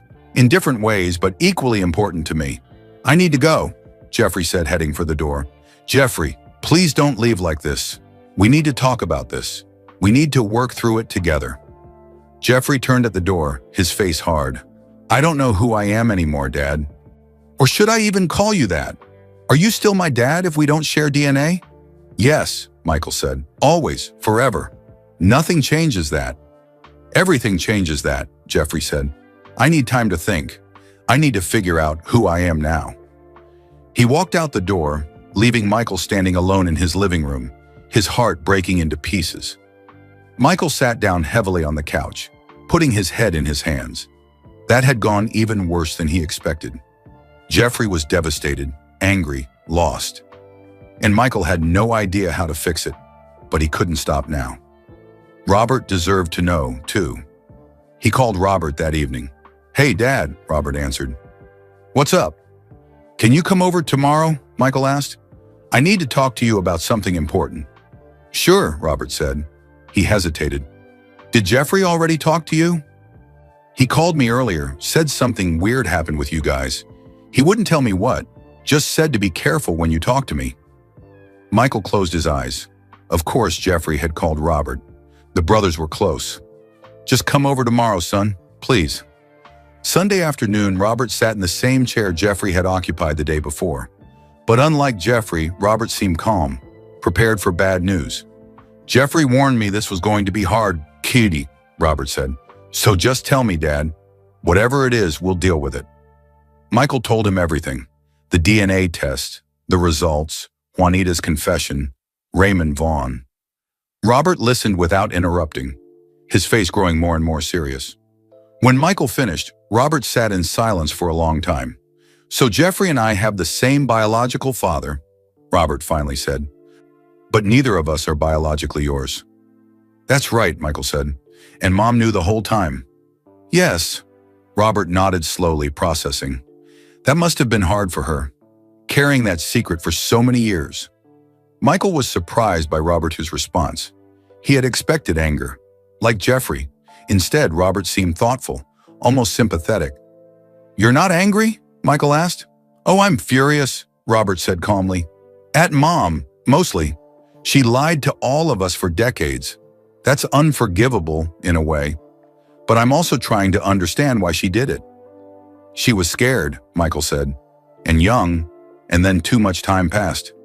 That doesn't make it okay, Robert said, but I understand it. He looked at Michael. What I really want to know is, how do you feel about me now? Do you see me differently? Michael moved to sit next to Robert on the couch. I see you exactly the same way I always have. You're my son, Robert. You're thoughtful and kind and intelligent. You're the person who calls me every Sunday just to check in. You're the one who asks the deep questions about life. Nothing about that has changed. But I'm not really your son, Robert said quietly. Yes, you are, Michael said firmly. I chose to be your father. Every single day for 31 years, I chose you. That choice makes you my son more than any DNA test ever could. Robert's eyes filled with tears. I always thought I got my analytical mind from you. The way you studied the game, broke it down, understood strategy. I thought that was genetic. But it wasn't, was it? I just learned it from watching you. And that makes it more meaningful, Michael said. You chose to learn those things. You chose to adopt those qualities. That takes more effort and dedication than just inheriting them through DNA. Robert wiped his eyes. Jeffrey said you have another son, a biological one. Yes, Devin. He's 41. He's a teacher, married with 2 kids. Are you going to replace us with him? Robert asked, and the vulnerability in his voice broke Michael's heart. Never, Michael said, pulling Robert into a hug. You can't be replaced, Robert. Neither can Jeffrey. You're my sons. Devin is also my son, but he doesn't take your place. He just expands our family. Robert held on to Michael tightly. I don't know how to feel right now. Part of me is devastated. Part of me is angry at Mom. Part of me is curious about this Devin guy, and part of me is just scared. Scared of what? That you'll love him more, Robert admitted, because he's really yours. Michael pulled back to look Robert in the eyes. Listen to me. I love you. I have loved you since the moment I held you as a baby. That love doesn't depend on DNA. It depends on 31 years of being your father, and nothing can change that." Robert nodded, tears still falling. "Can I meet him? Devin, I mean. Eventually?" "Of course," Michael said. "When you're ready. He wants to meet you too. All of you." "Does Jasmine know yet?" "No. I'm telling her tomorrow." "She's going to freak out," Robert said, "but in a different way than Jeffrey and me. She's still your biological daughter, right? So she won't have the same identity crisis we're having. The test confirms she's mine biologically," Michael said, "but she's going to be devastated that her brothers are hurting. You know how protective she is of you two." Robert managed a small smile. "Yeah, she's going to want to fix everything." They sat together for another hour, talking through feelings and fears and questions. Unlike Jeffrey, Robert didn't storm out. But Michael could see the pain in his son's eyes, the confusion about identity and family and what it all meant. When Robert finally left, he hugged Michael tight at the door. "You're still my dad," Robert said. "I just need some time to adjust to this new reality." "Take all the time you need," Michael said. "I'm not going anywhere." After Robert left, Michael sat alone in his house once again. Two sons told, "One more to go." Jeffrey was angry and hurt. Robert was processing and confused. Tomorrow he would tell Jasmine, and somehow, eventually, he would have to find a way to bring this broken family back together. But tonight, Michael just sat in the darkness and grieved for the family he thought he had and the complicated truth of what it actually was. Monday morning came too quickly. Michael barely slept again. He kept thinking about Jeffrey's angry face, Robert's quiet pain. Now he had to tell Jasmine, and that might be the hardest conversation of all. Jasmine was the one who had started all of this. Her innocent birthday gift had blown apart the family's secrets. She was going to blame herself, and Michael didn't know how to prevent that. He called her at 9 in the morning. "Dad, finally," Jasmine answered cheerfully. "I've been waiting forever to hear about your DNA results. What did you find out? Any exciting ancestry discoveries?" Michael's throat tightened. Her happy, excited voice made this so much harder. "Jasmine, can you come over today? I need to talk to you in person." The joy drained from Jasmine's voice. "What's wrong? You sound terrible. Are you sick?" "I'm not sick, sweetheart, but we need to talk about the DNA test and some other things." "Can you come?" "I'll be there in 30 minutes, Jasmine said immediately. She arrived in 25 minutes, rushing through the door with worry all over her face. "Dad, you're scaring me. What happened?" Michael led her to the living room. They sat down together on the couch and Michael took her hands in his. "The DNA test revealed some unexpected things," he began gently. "Things about our family that I didn't know." Jasmine's eyes widened. "What kind of things?" Michael told her everything. About Jeffrey and Robert not being his biological sons, about Juanita's confession, about Raymond Vaughn, about Devin, his biological son he never knew existed.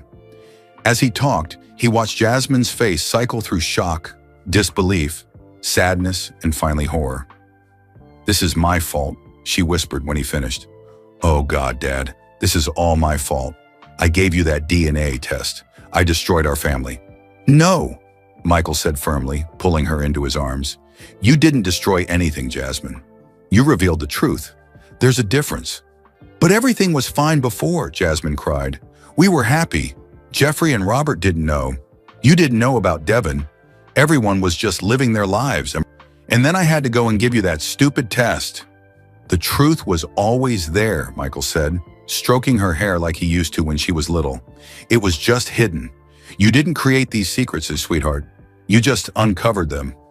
Jasmine pulled back, tears streaming down her face. "Have you told Jeffrey and Robert?" "Yes, I told them this weekend." "How did they take it?" Michael sighed. "Jeffrey is angry. He feels like his whole identity has been taken away. He left here furious and hurt. And Robert? Robert is processing. He's sad and confused, but he's trying to understand. He's handling it better than Jeffrey, but he's still hurting." Jasmine stood up and started pacing. "I need to call them. I need to make sure they're okay." "They need time, Jazz," Michael said gently. "This is a lot for them to process."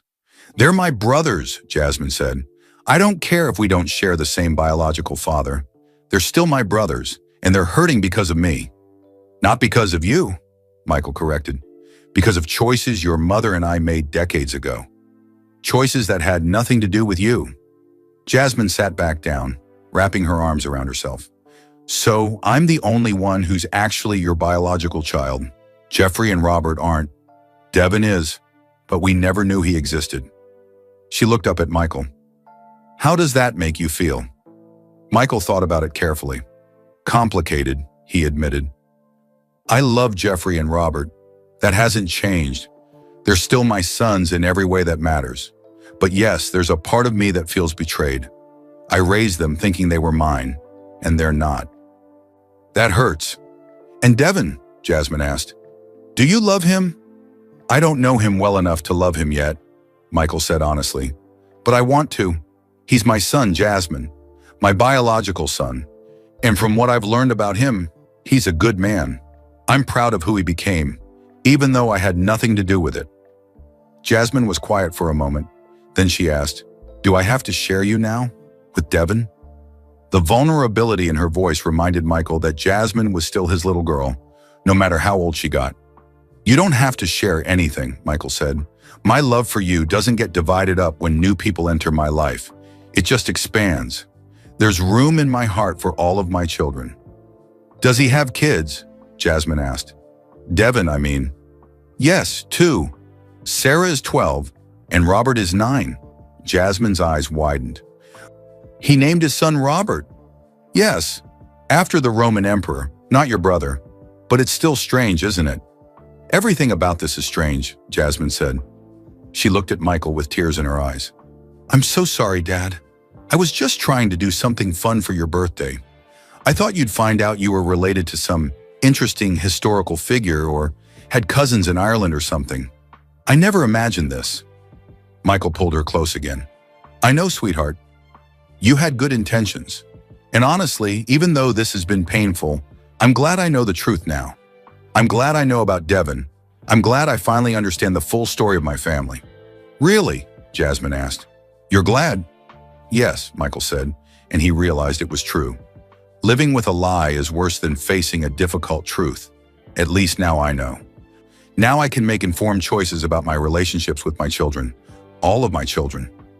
Jasmine pulled back to look at him. Can I meet him? Devin?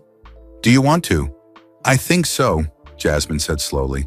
He's my brother, right? My actual biological half-brother. And if he's important to you, then he's important to me. Michael felt warmth spread through his chest. This was his Jasmine, always trying to bring people together, always seeing the good in difficult situations. He wants to meet all of you, Michael said, when everyone's ready. What if Jeffrey and Robert don't want to meet him? Jasmine asked. What if they see him as a replacement?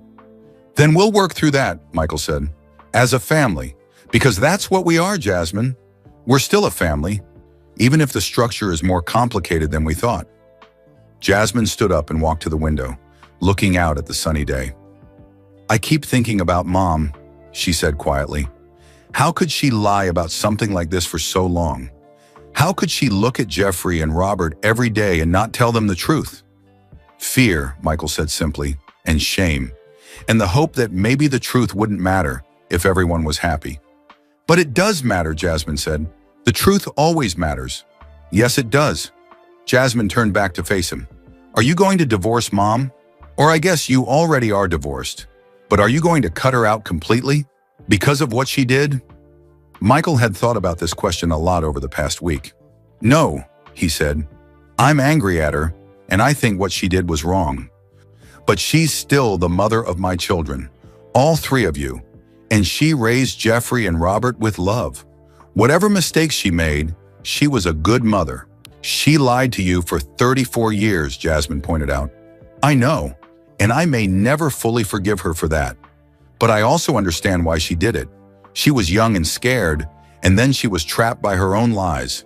I don't excuse it, but I understand it. Jasmine came back and sat next to him. You're a better person than I am. If someone lied to me like that, I'd never speak to them again. Maybe when you're older, you'll understand that relationships are complicated, Michael said. People make mistakes, sometimes terrible mistakes, but that doesn't erase all the good they've done too. They sat together in comfortable silence for a while. Then Jasmine asked, "What happens now?" "Now we figure out how to move forward," Michael said. "I'm going to keep talking to Jeffrey and Robert, helping them work through their feelings.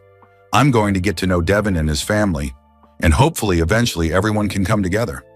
Like one big, weird, complicated family," Jasmine said. "Exactly." Jasmine leaned her head on Michael's shoulder. "I really am sorry, Dad, about all of this." "Don't be," Michael said, kissing the top of her head. "You gave me the truth. That's a gift, even when it hurts." "I wish the truth came with less pain," Jasmine said quietly. "Me too, sweetheart. Me too." After Jasmine left, Michael felt exhausted but also lighter. All three of his children, Jeffrey, Robert, and Jasmine, now knew the truth.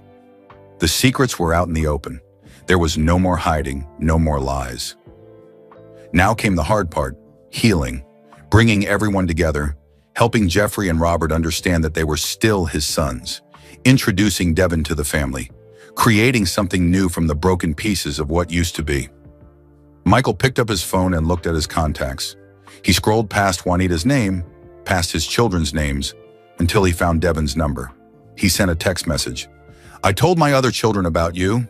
They're processing the news. When you're ready, I'd like you to meet them. I think you'll like each other." Devin's response came a few minutes later. "I'd like that. I've always wanted siblings. This isn't how I imagined it would happen, but I'm open to it. Let me know when the time is right." Michael smiled through his tears. Devin was willing to try. That was all he could ask for.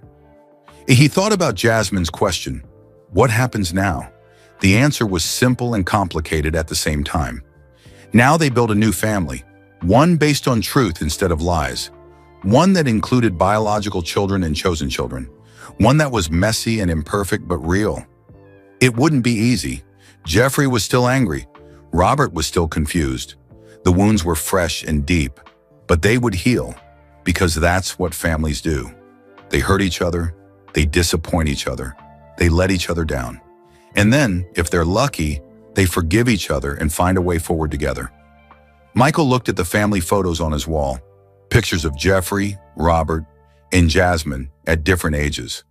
Soon there would be new photos, photos that included Devin and his family, photos of a larger, more complicated Jordan family. The storm had broken everything open, but maybe, just maybe, what they built from the pieces would be stronger than what came before. At least Michael hoped so. 2 weeks passed, 2 of the longest weeks of Michael's life. Jeffrey wasn't returning his calls.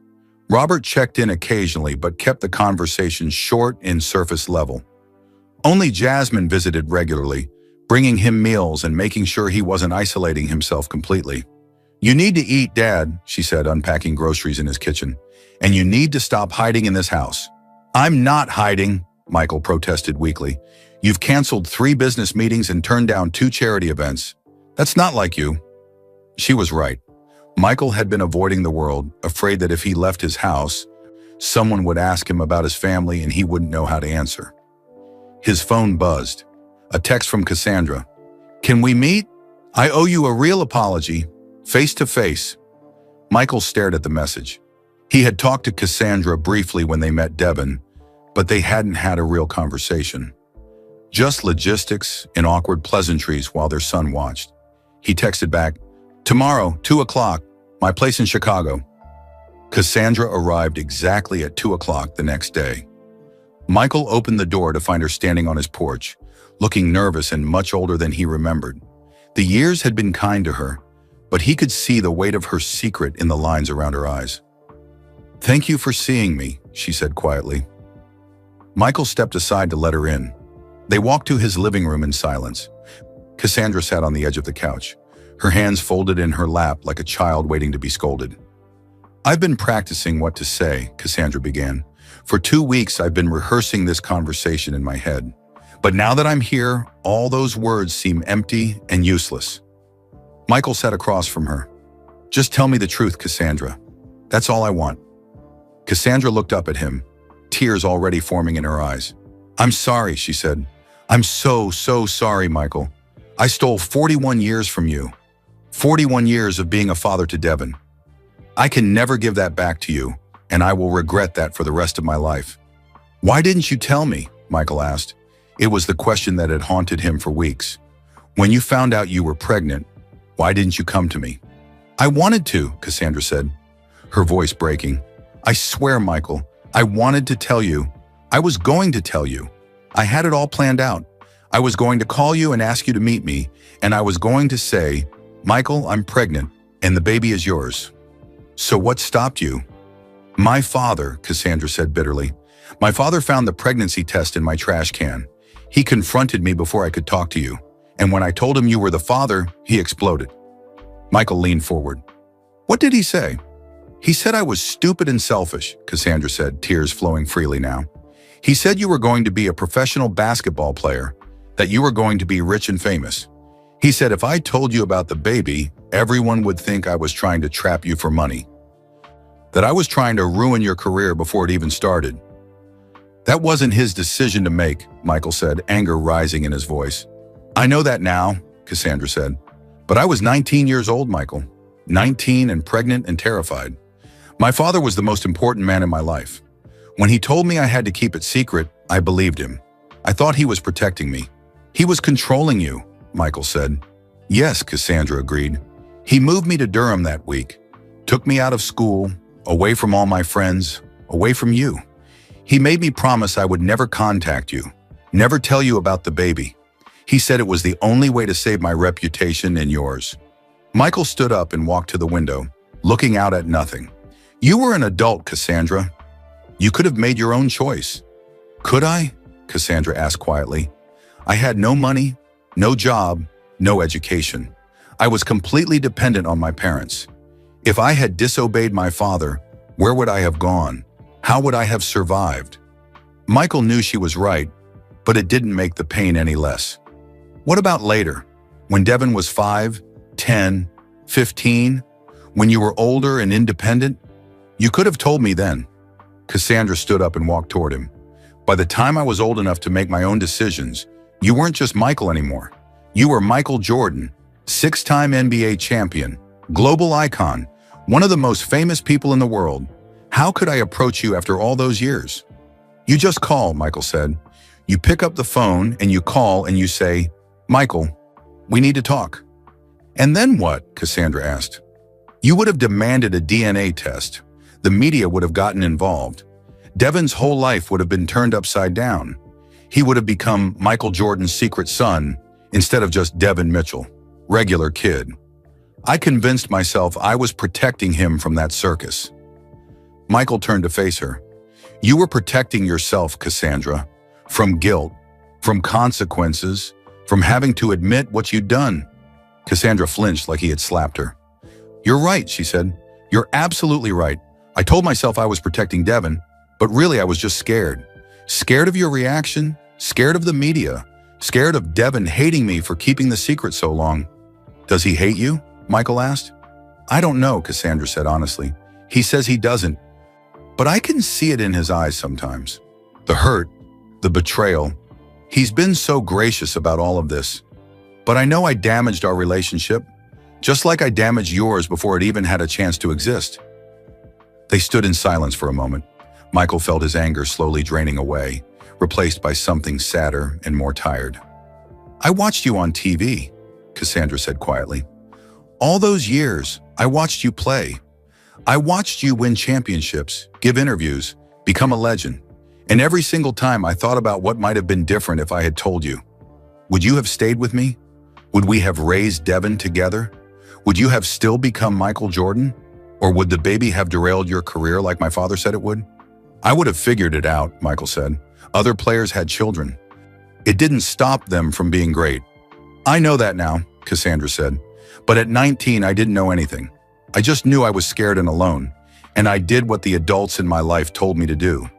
Tell me about Devin's childhood, Michael said, his voice softer now. Tell me what I missed. Cassandra's face lit up despite her tears. He was the most beautiful baby, she said. He looked just like you, even as an infant. Same eyes, same smile. Every time I looked at him, I saw you. What was his first word? Ball, Cassandra said with a small laugh. His first word was ball. He was obsessed with basketball from the moment he could crawl. I'd put him in front of the TV during Bulls games, and he would just stare at the screen, completely mesmerized. I think he knew somehow that he was watching his father. Michael felt his chest tighten. When did he start playing? 5 years old. I signed him up for a youth league. The coach took one look at him and said, "This kid is special." And he was, Michael. He was so talented. Natural athlete, amazing court vision, could shoot from anywhere. Just like you. Did people ever comment on the resemblance? Michael asked. Did anyone ever say he looked like me? All the time, Cassandra admitted, especially when he got older. People would say, "Your son looks just like Michael Jordan," and I would just laugh it off and say, "Yeah, he's a big fan." I lived in constant fear that someone would figure it out. Why didn't Devin go pro? Michael asked. If he was that good. Cassandra sighed. He got offers. Good offers. But he saw how hard I worked to support us, and he wanted to give back. He said professional basketball was selfish when he could be helping kids who needed role models. I tried to convince him to chase his dreams, but he insisted teaching was his dream. Michael felt a surge of pride mixed with regret. His son had chosen service over fame, had chosen to help others instead of chasing glory. That was admirable, but Michael couldn't help wondering if Devin had made that choice partly because he grew up without a father, watching his mother struggle alone. "I'm sorry I wasn't there," Michael said, and he meant it with his whole heart. "I'm sorry I couldn't help you raise him. I'm sorry you had to work multiple jobs and struggle to give him opportunities. That should have been my responsibility too." "It wasn't your fault," Cassandra said quickly. "None of this was your fault. Michael, this was all on me and my father. You were innocent in all of this." "Devin was innocent too," Michael pointed out. "He deserved to have a father." "He had you," Cassandra said. "In a way, he watched you on TV, studied your moves, tried to be like you. You were his hero, even though he didn't know you were his father. Isn't that something?" It was something, but it wasn't enough. Michael wanted the real moments, teaching Devin to tie his shoes, helping with homework, playing catch in the backyard, all the small, ordinary moments that make up a childhood. "What now?" Cassandra asked. "Where do we go from here?" Michael thought about it. "We do better," he said simply. "We can't change the past, but we can change the future. Devin deserves to have both his parents in his life now, and his children deserve to know their grandfather." "Do you forgive me?" Cassandra asked quietly. Michael looked at her, really looked at her. She was older now, marked by years of hard work and carrying a heavy secret. She had made terrible choices, choices that had cost him 41 years with his son. But she had also raised Devin alone, given him love and opportunities, made him into a good man. "I'm working on it," Michael said honestly.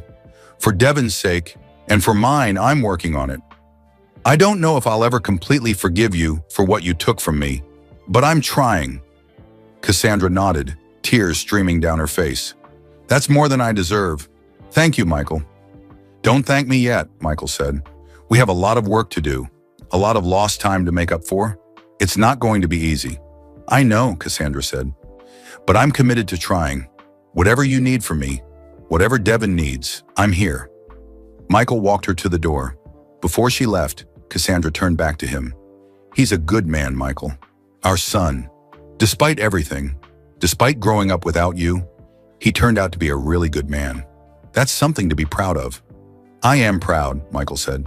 "I just wish I could have been there to see him become that man." After Cassandra left, Michael sat alone with his thoughts. He didn't feel better exactly, but he felt like he understood more. Cassandra's choices had been wrong, but they had come from fear and youth and bad advice from her father. Understanding didn't erase the pain, but it made it more bearable. His phone buzzed. A text from Devin. "Mom told me she went to see you. Are you okay?" Michael smiled and typed back, "I'm okay. Your mom and I talked. We're figuring it out. How are you? Honestly, still processing all of this, but I'm glad we're talking. Glad we're trying." "Me too, son. Me too." The word son felt more natural now. Devin was his son, not just biologically, but in his heart. And slowly, carefully, they were building the relationship they should have had all along. It was a start, a painful, complicated, messy start. But it was something. 3 weeks after telling his children the truth, Michael sat in his living room staring at his phone. He had been sitting there for 20 minutes, trying to work up the courage to make a call. Finally, he dialed. The phone rang twice before Jeffrey answered. "Hello?" Jeffrey's voice was flat, distant. "Jeffrey, it's Dad. Please don't hang up." Silence on the other end. Then, "What do you want?" "I want to see you," Michael said. "We need to talk. Really talk. Not just that one awful conversation. Please, son." "Don't call me that," Jeffrey said sharply. "I'm not your son, remember? The DNA test proved it." Michael felt the words like a punch to the gut. "You are my son. DNA doesn't change 34 years of being your father." "Doesn't it?" Jeffrey asked. "Because it feels like everything changed. My whole identity, my whole understanding of who I am. All of it was based on a lie." "I know you're hurt," Michael said carefully. "I know you're angry. You have every right to be. But pushing me away isn't going to make the pain go away." Jeffrey was quiet for a long moment. "Where?" he finally asked. "What? Where do you want to meet?" "Anywhere you want," Michael said, relief flooding through him. "Your place. My place. A restaurant. The gym," Jeffrey interrupted. "The one where you used to take me when I was a kid. Tomorrow morning, 8 o'clock. "I'll be there," Michael promised. The next morning, Michael arrived at the old gym 15 minutes early. It was a place he hadn't been in years, a small community center where he used to take Jeffrey for early morning basketball practice before school. Jeffrey arrived right at 8, carrying a basketball. He was dressed in workout clothes, looking tired and older than his 34 years. "I've been coming here every morning for the past 3 weeks," Jeffrey said without greeting. "Shooting baskets, trying to clear my head, trying to figure out who I am now." "You're the same person you've always been," Michael said. Jeffrey bounced the basketball hard against the floor. "Am I? I used to be Jeffrey Jordan, son of the greatest basketball player ever. Now I'm Jeffrey Jordan, son of some guy named Raymond Vaughn who died without ever knowing I existed. That's a pretty big identity shift." Michael took the ball from Jeffrey and took a shot. It swished through the net, muscle memory taking over even after all these years of retirement. "You know what I remember about this place?" Michael asked, retrieving the ball. "I remember teaching you to shoot. You were 7 years old and the ball was almost as big as you were. But you were determined. You kept shooting and missing, shooting and missing. Other kids would have given up. But not you. Because I wanted to be like you," Jeffrey said quietly. "I wanted to make you proud." "And you did," Michael said, passing him the ball. "Every single day, you made me proud. That hasn't changed, Jeffrey." Jeffrey held the ball, not shooting. "How can you say that? How can you look at me the same way knowing I'm not actually yours?" "Because you are mine," Michael said firmly. "I chose you, Jeffrey. Every single day for 34 years, I chose to be your father. I chose to teach you basketball, to help you with homework, to sit in the bleachers at your games, to walk you through your first heartbreak, to give you advice about business. Those choices make you my son more than any DNA ever could." "But you have a real son now," Jeffrey said. "Devin, your actual biological son. The one who's really yours." Michael stepped closer to Jeffrey. "Listen to me. Devin is my biological son. That's true. But you are the son I raised. The son I built a relationship with over 3 decades. Both things matter. Both things are real. Devin doesn't replace you, Jeffrey. He just expands our family." "Have you seen him again?" Jeffrey asked. "Since that first meeting?" "Yes," Michael admitted. "We've talked on the phone a few times. I met his wife and kids last week." Jeffrey's jaw tightened. "So you're already playing happy family with him while Robert and I are falling apart." "That's not fair," Michael said. "I'm trying to balance everything. Trying to build a relationship with Devin while not abandoning you and Robert. It's not easy, Jeffrey. None of this is easy." Jeffrey finally took a shot. The ball bounced off the rim. "I used to make that shot every time," he said. "You taught me perfect form. I practiced for hours to get it right. But now I wonder, was any of that real? Or was I just playing pretend at being Michael Jordan's son? It was real, Michael insisted. Every moment was real. The love was real. The pride was real. The connection was real. Jeffrey retrieved the ball and held it against his chest. I've been so angry, he admitted. At Mom, at you, at the universe for playing this cruel joke on me. But mostly I've been angry at myself. Why yourself? Because I should have known, Jeffrey said. I should have seen it. I don't look exactly like you. I don't have your hands, your build. But I wanted so badly to be your son that I ignored all the signs. There were no signs to see, Michael said gently. You had no reason to doubt. None of us did. They stood in silence for a moment, the basketball echoing in the empty gym as Jeffrey bounced it absently. Robert is handling this better than me, Jeffrey said. Did you know that? He called me yesterday, said we need to accept reality and move forward. Said holding on to anger only hurts us. Robert is wise, Michael said. Always has been. He's my brother, Jeffrey said firmly. That's one thing I know for sure. Robert and Jasmine, they're my siblings no matter what some DNA test says. We share a mother, we grew up together, we're family. Yes, you are, Michael agreed. Jeffrey looked up at him. But what about Devin? Is he my brother too? Am I supposed to just accept this stranger as family because he shares your DNA? I'm not asking you to accept anything right away, Michael said. I'm just asking you to be open to the possibility. Devin is a good man, Jeffrey. He's kind and thoughtful. He chose teaching over professional basketball because he wanted to help kids who didn't have fathers. You two might actually like each other if you gave it a chance. Did he have your talent? Jeffrey asked, and Michael heard the vulnerability in the question. Was he better at basketball than me? Michael understood what Jeffrey was really asking. Was Devin the son you always wanted? The one who could have followed in your footsteps? He was talented, Michael said honestly. Very talented. But you know what? He chose a different path. And so did you. Neither of you tried to be professional basketball players, and I'm proud of both of you for making your own choices. Jeffrey took another shot. This time it went in. I built my whole life around being your son, he said. My business connections, my reputation, even my self-confidence, all of it came from being Jeffrey Jordan. Now I feel like I have to start over, figure out who I am without that identity. You're still Jeffrey Jordan, Michael said. That's still your name. You're still the man who built a successful real estate business through hard work and intelligence. You're still the man who has integrity and treats people with respect. None of that changes because of biology. Jeffrey made 3 more shots in a row, getting into a rhythm. I need time, he finally said. I need time to figure out how I feel about all of this. About you, about Mom, about Devin. Take all the time you need, Michael said. I'm not going anywhere. Jeffrey stopped shooting and turned to face Michael. Do you love him, Devin? I'm getting to know him, Michael said carefully. And yes, I'm starting to care about him.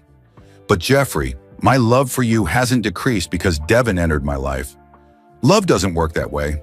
It's not a pie that gets cut into smaller pieces when more people show up. It's more like it just expands to make room. That's a nice thought, Jeffrey said. I hope it's true. It is true, Michael said. You want to know how I know? Because when Jasmine was born, you were 7 years old. And I remember you asking me if I was going to love her more than I loved you and Robert. Do you remember what I told you? Jeffrey nodded slowly.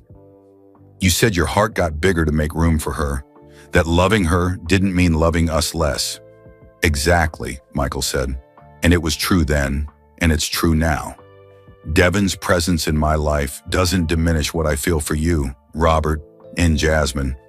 Jeffrey picked up the basketball again. Play me, he said suddenly. 1-on-1, like we used to. Michael smiled. You sure? These old knees aren't what they used to be. I'll take it easy on you, Jeffrey said, and for the first time in weeks, Michael heard a hint of warmth in his son's voice. They played for an hour. Michael's knees did hurt, and Jeffrey was clearly holding back, but it felt good to move, to compete, to share this space with his son doing something they both loved. When they finally stopped, both breathing hard and sweating, Jeffrey said, I'm still angry. Still confused, still trying to figure out who I am now. I know, Michael said. "But I miss you," Jeffrey admitted. "I miss my dad. Even if the biology is complicated, I miss having you in my life." Michael pulled Jeffrey into a hug. Jeffrey resisted for a moment, then hugged back tightly. "I'm right here," Michael said. "I've always been right here, and I always will be." They stood there in the middle of the gym, father and son, holding on to each other while the world kept spinning around them. It wasn't fixed. Jeffrey was still hurting, still processing, but it was a step forward. And sometimes, Michael thought, a step forward is all you can ask for. When they finally pulled apart, Jeffrey said, "Tell me about him, about Devin. If we're going to be brothers, I should probably know something about him." Michael's heart swelled with hope. "He's a high school English teacher," he began, "married to a woman named Angela. 2 kids, Sarah and Robert." "He named his son Robert?" Jeffrey asked, raising an eyebrow. "After the Roman emperor, not your brother," Michael clarified. Jeffrey almost smiled. "That's weird." "Everything about this situation is weird," Michael agreed. They sat on the bleachers and Michael told Jeffrey everything he knew about Devin, about his childhood, his basketball career, his choice to teach, his family. Jeffrey listened quietly, asking occasional questions. "He sounds like a good guy," Jeffrey finally said. "He is," Michael confirmed. "Do you think he'll want to meet us? Me and Robert and Jasmine?" "Very much, Juan," Michael said. "He's always wanted siblings. He grew up an only child, always wished he had brothers and sisters." Jeffrey nodded slowly. Maybe when I'm ready. Not now, but maybe someday soon." "Whenever you're ready," Michael said. "There's no rush." They left the gym together and Jeffrey actually hugged Michael goodbye. A real hug, not the stiff, obligatory kind. "Thanks, Dad," Jeffrey said, "for not giving up on me." "Never," Michael promised. "I will never give up on you." As Michael drove home, he felt lighter than he had in weeks. Jeffrey was still healing, but they had taken the first steps toward rebuilding their relationship. 1 son reconnecting, 2 more to bring into the fold, and somewhere in North Carolina, a biological son waiting to meet his siblings. The bridges were being built slowly and carefully. Piece by piece, the family was coming back together. 6 months had passed since that devastating Saturday morning when Michael first opened his DNA results. 6 months of difficult conversations, painful revelations, and slow healing. Jeffrey was talking to him regularly now, though their relationship still felt fragile, like glass that had been broken and glued back together. Robert had been steady and supportive throughout, processing his own pain while helping hold the family together. Jasmine had become the bridge between everyone, organizing family dinners and making sure no one stayed isolated too long. Michael had gotten to know Devin better. They talked on the phone twice a week, and Michael had visited Charlotte 3 times to spend time with Devin's family. Sarah and Robert, his grandchildren he'd never known existed, called him Grandpa Mike now, and it filled his heart every time. It wasn't perfect. There were still awkward moments, still unresolved pain, but they were trying. They were building something new from the wreckage of what came before. Then, on a Tuesday afternoon in early spring, Michael received an email that would turn everything upside down again. The subject line read, "Important update to your DNA results. Action required." Michael's stomach dropped. He had ignored most emails from the DNA company for months, not wanting any more surprises.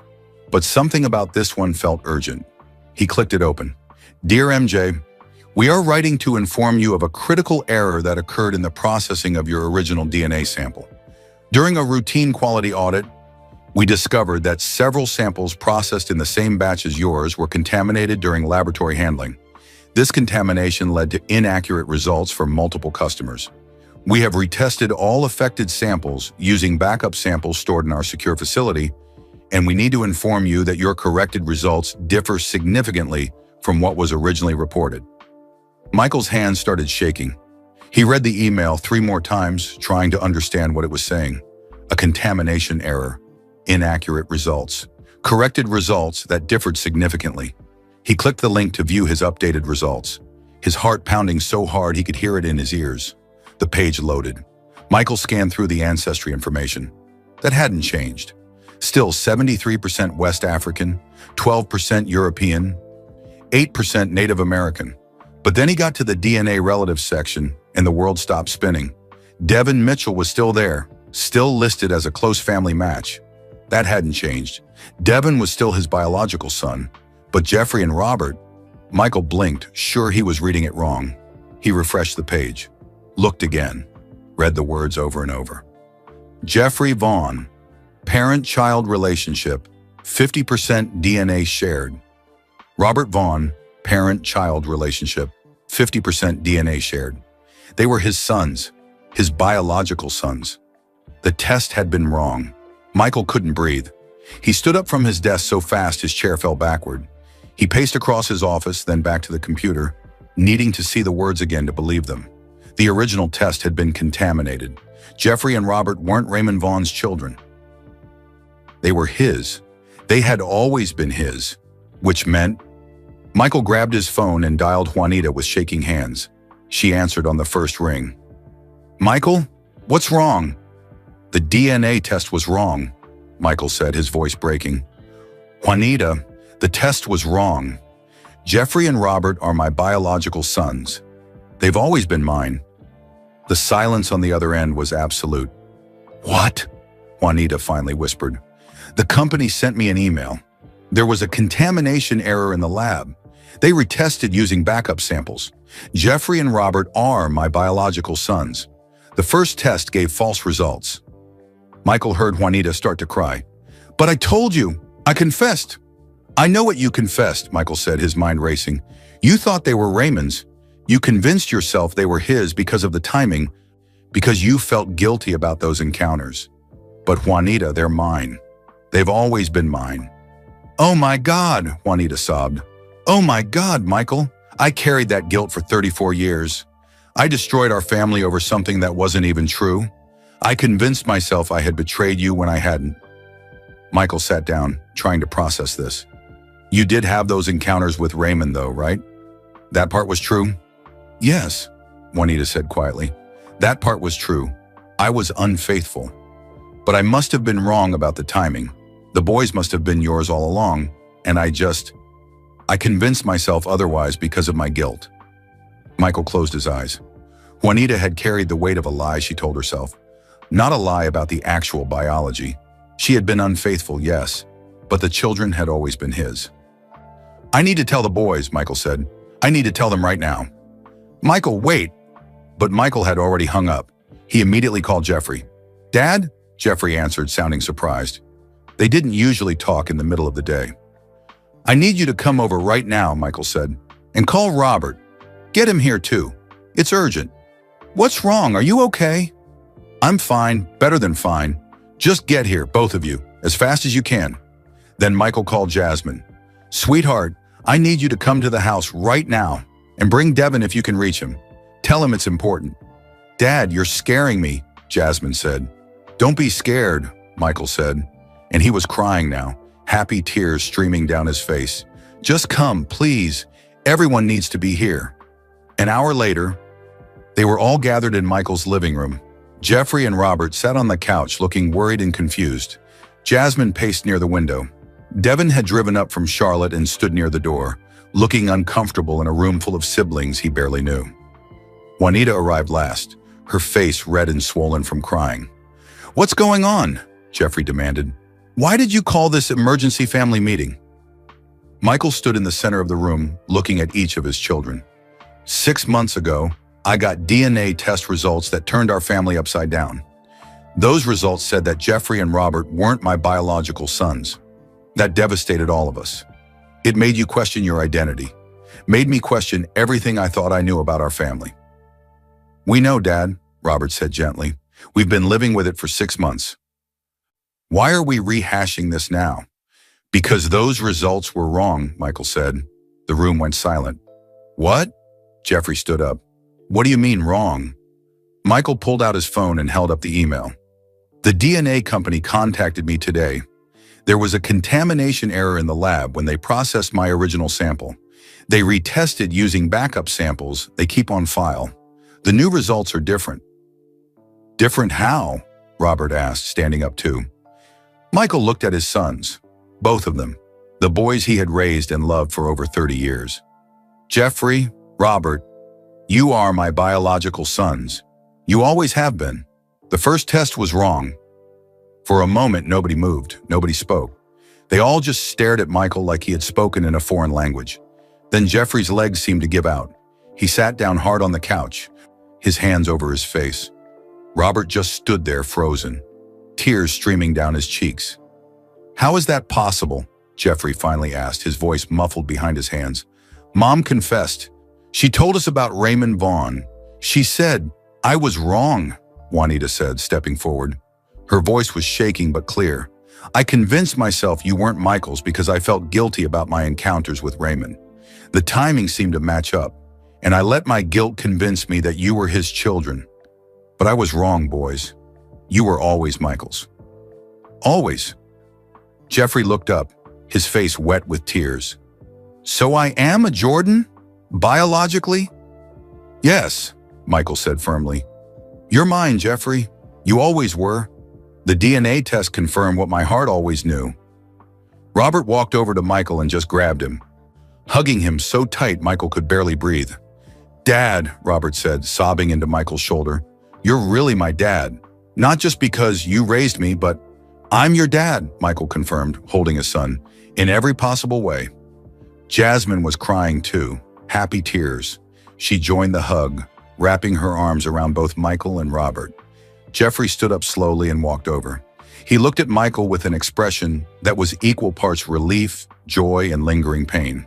"I spent 6 months trying to accept that I wasn't really your son," Jeffrey said. 6 months trying to figure out who I was without that identity. "And now you're telling me it was all for nothing? That the test was just wrong?" "I'm sorry," Michael said. "I'm so sorry you went through that. But Jeffrey, you are my son. You always were, and nothing can change that now." Jeffrey joined the hug, and the four of them stood there holding each other, crying together. Devin stood awkwardly by the door, watching this reunion. Michael noticed and pulled away from his other children. "Devin," Michael said, "come here." Devin shook his head. "This is your family moment. I don't want to intrude." "You're not intruding," Michael said firmly. "You're part of this family too." He walked over to Devin and put his hand on his shoulder. "This doesn't change anything about you and me. You're still my son. The test confirmed that too. Jeffrey and Robert being my biological sons doesn't make you any less my son. But they're your real children," Devin said quietly. "The ones you raised. I'm just—" "You're my son," Michael interrupted. "Period. No qualifiers, no just. You're my son, Devin, and these are your siblings." Jasmine walked over and took Devin's hand. "I told you 6 months ago that you were my brother. That hasn't changed.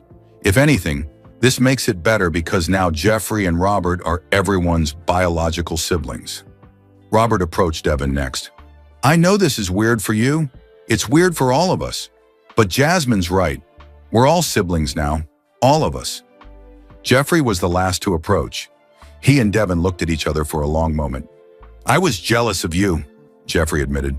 "For 6 months, I was jealous because you were Dad's biological son, and I wasn't. I thought you were replacing me." "I never wanted to replace anyone," Devin said. "I just wanted to know my father." "You deserve that," Jeffrey said. He held out his hand. "Maybe we can start over. Get to know each other as brothers instead of rivals?" Devin shook his hand, then pulled Jeffrey into a hug instead. "I'd like that." Michael watched his 4 children, Jeffrey, Robert, Jasmine, and Devin, standing together in his living room. 6 months ago, this moment had seemed impossible. The pain and betrayal and confusion had felt insurmountable. But here they were, together, a family.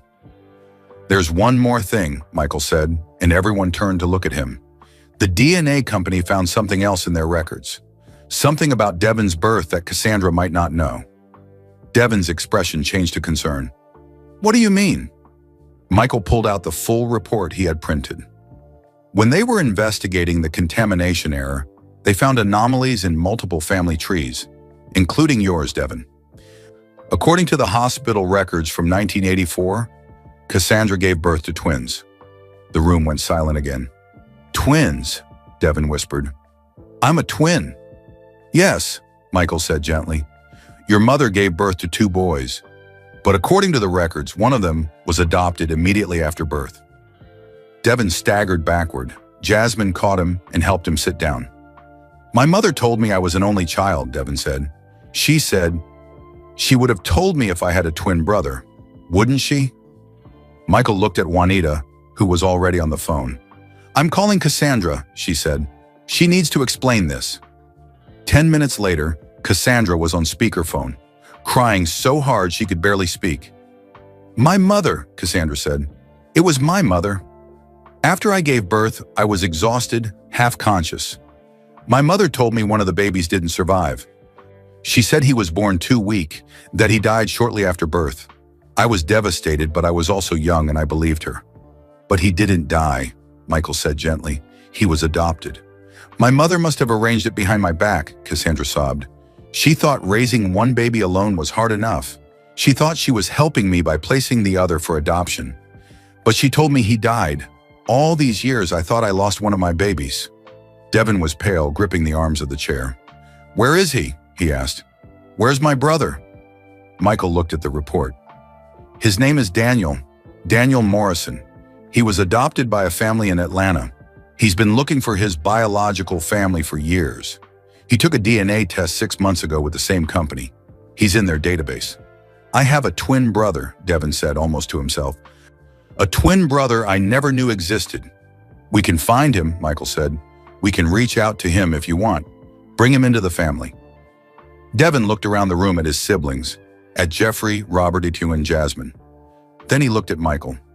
"Yes," Devin said. "I want to meet him. I want to meet my brother." Michael sent a message through the DNA company's platform that same day. 3 days later, Daniel Morrison called. "Is this real?" Daniel asked, his voice shaking. "Are you really Michael Jordan? And are you really my biological father?" "Yes," Michael said. "And you have a twin brother named Devin, and 3 other siblings, Jeffrey, Robert, and Jasmine. We're all here, Daniel. We're all waiting to meet you." Daniel was quiet for a long moment. "I've been searching for my biological family my whole life," he finally said. "I never imagined it would be this big, this complicated, this amazing." "Can you come to Chicago?" Michael asked. "Can you meet us?" "I can be there this weekend," Daniel said immediately. Saturday morning arrived with sunshine breaking through the clouds. Michael stood at his front window, watching cars pass by, waiting. His entire family was gathered in his house.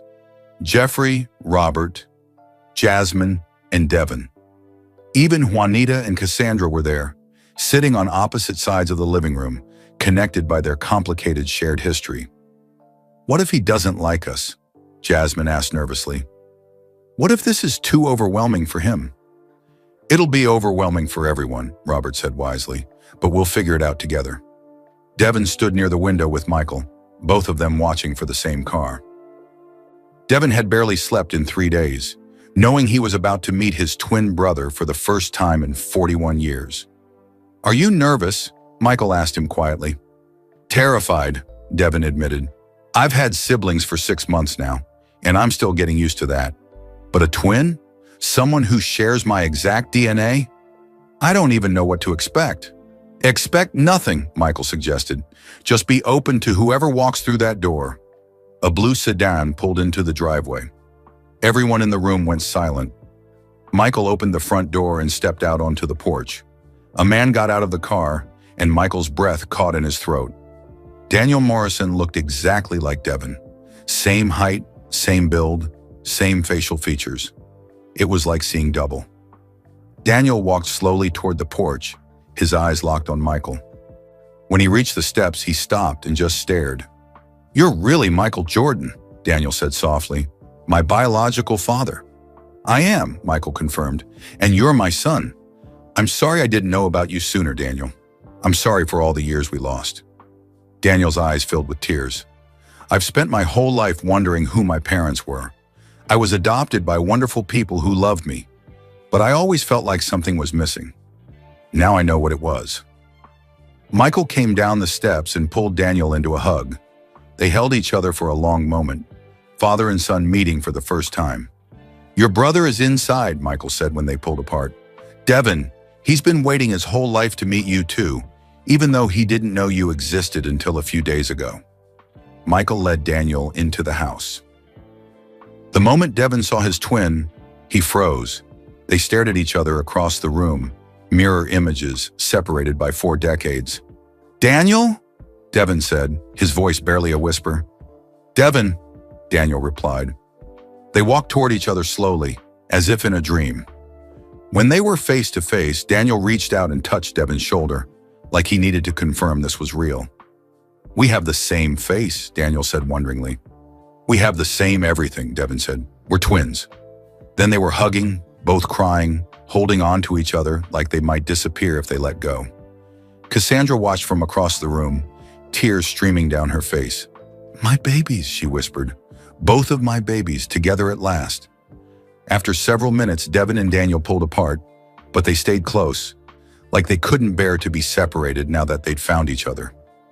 "I have so many questions," Daniel said. "Me too," Devin agreed. Michael gestured to the rest of the family. "Daniel, these are your siblings, Jeffrey, Robert, and Jasmine." Jeffrey stepped forward first and shook Daniel's hand. "Welcome to the family," he said. "It's complicated and messy, but it's ours." Robert hugged Daniel next. "I'm Robert. I know this is a lot to process. Trust me, we've all been processing a lot lately." Jasmine was last, and she didn't shake hands or offer a formal hug. She just smiled warmly and said, "I'm Jasmine. I'm really glad you're here. Our family just keeps getting bigger." Daniel looked around at all of them. "I can't believe this is real. 6 days ago I was alone. Now I have a father, a twin brother, and 3 other siblings. It's like winning the lottery." "It feels that way for all of us," Jasmine said, "even though the journey to get here was painful." They spent hours talking. Daniel told them about his life. Adopted at birth by a loving couple in Atlanta, raised as an only child, always curious about his biological family. He had become a physical therapist, helping people recover from injuries. He was married to a woman named Rachel, with a teenage daughter named Emma. "I played basketball too," Daniel said, looking at Michael, "all through high school and college.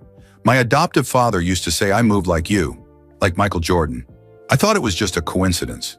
Turns out it was genetics." Devin laughed. "Same. I played basketball and everyone said I looked like Dad's twin. It felt weird being compared to someone I'd never met." "Except we're the actual twins," Daniel pointed out, and they both laughed. Michael watched his sons, all 4 of them now, talking and laughing together. Jeffrey and Robert were asking Daniel about his life. Devin and Daniel kept reaching out to touch each other, still amazed by their identical features. Later in the afternoon, Devin pulled Michael aside. "Thank you," Devin said simply. "For what?" "For not giving up on this family. 6 months ago, when you found out the truth about Jeffrey and Robert, you could have walked away from all of us. You could have decided the complications weren't worth it, but you didn't. You fought to keep everyone together." "They're my children," Michael said. "All of you are my children. Walking away was never an option." "Not every father would have done what you did," Devin said. "My whole life I wondered what kind of man my father was. Now I know. You're the kind of man who chooses love over biology, who fights for family even when it's hard. That means everything to me." Michael pulled Devin into a hug. "I missed 41 years of your life. I'm not missing another day." As the sun began to set, Cassandra approached Daniel carefully. She had been watching him all day from a distance, afraid to intrude.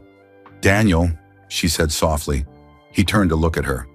"You're Cassandra, my biological mother." "Yes," she said, her voice trembling. "I didn't know about you. I swear I didn't know. They told me you died.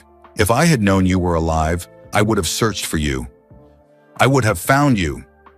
Daniel studied her face for a long moment. Then he said, "I believe you, and I don't blame you for what happened. You were young and scared.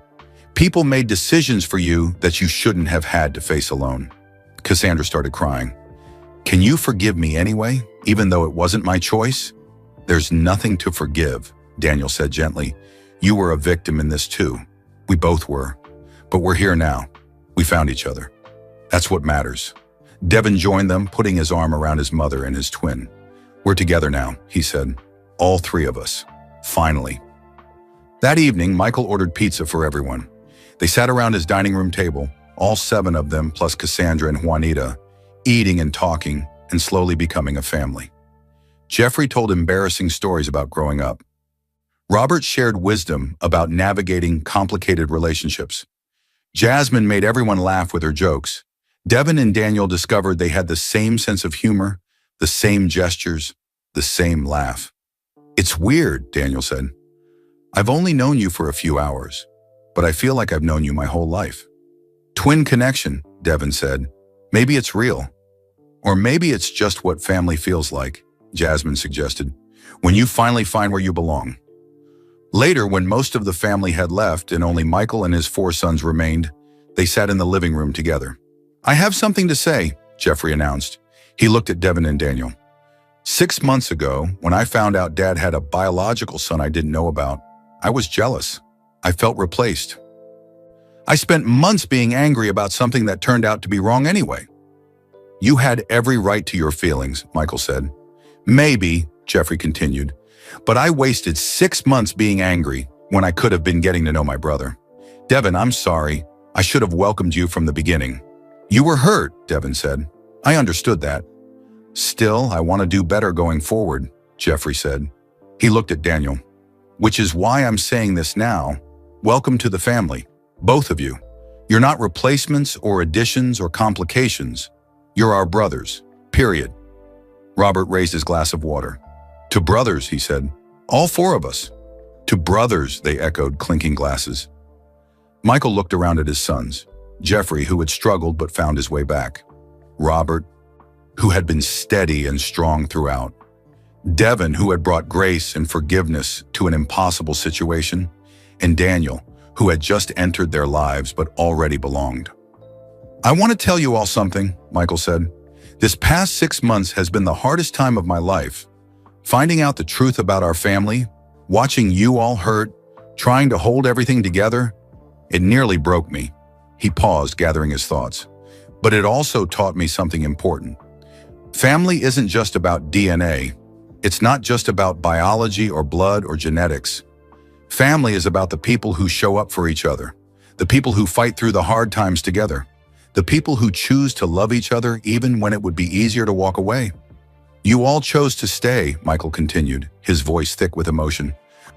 "Even when it hurt, even when it was confusing, even when you had every right to be angry, you all chose to stay and work through it. That's what makes you my sons. Not a DNA test, but your choice to be family." "You chose us too, Dad," Robert said quietly. "You could have focused only on your biological sons and let Jeffrey and me drift away. But you didn't. You fought for all of us equally." "Because you're all my sons," Michael said firmly. "Every single one of you." They sat together in comfortable silence for a while, just being present with each other. "What happens now?" Daniel asked eventually. "Now we keep building," Michael said. "We keep getting to know each other. We keep showing up for each other. We become the family we're meant to be." "Even though it's complicated?" Devin asked. "Especially because it's complicated," Michael said. "The easy relationships don't teach us anything. The complicated ones, those are where we grow." Jasmine had stayed late too, and she spoke up from her spot on the couch. "I think what Dad's trying to say is that we're all in this together. No matter how we got here, no matter what secrets were revealed or lies were uncovered, we're family now, and family sticks together." "Through everything," Jeffrey added. "Through everything," they all agreed. As Michael looked around at his children, all 5 of them, because Jasmine was part of this too, he felt something he hadn't felt in 6 months. Peace. Not the false peace of ignorance, but the real peace that comes from facing truth and choosing love anyway. His family looked different than he thought it would. It was bigger, more complicated, messier than he ever imagined. But it was real. It was honest. It was built on truth instead of secrets. And it was beautiful. The storm that had torn them apart had also somehow brought them closer together. They had been broken, and now they were healing. And that was more than Michael could have hoped for. 1 year after that devastating Saturday morning, when Michael first opened his DNA results, he sat in his living room on a quiet Sunday evening. His phone rested in his hand, and he scrolled through his contacts until he found Juanita's name. So much had changed in 12 months. So many tears, so many difficult conversations, so many moments when it felt like the family would never recover. But they had. Michael pressed the call button. Juanita answered on the second ring. "Michael?" "We made it," he said simply, his voice filled with emotion. "We made it through, Juanita." He heard her laugh softly through tears. "We did, didn't we? Our family made it." They talked for over an hour, reflecting on the journey, the pain of those first revelations, the anger and confusion, the slow process of healing, and finally the joy of discovering that the original test had been wrong, that Jeffrey and Robert were his biological sons after all. "I still feel guilty," Juanita admitted. "Not about the biology. We know now that was my own guilt talking, but about the affairs, about the lies I told myself, about almost destroying our family over something that wasn't even true." "You carried an impossible burden," Michael said. "You convinced yourself of something that wasn't real because you couldn't forgive yourself.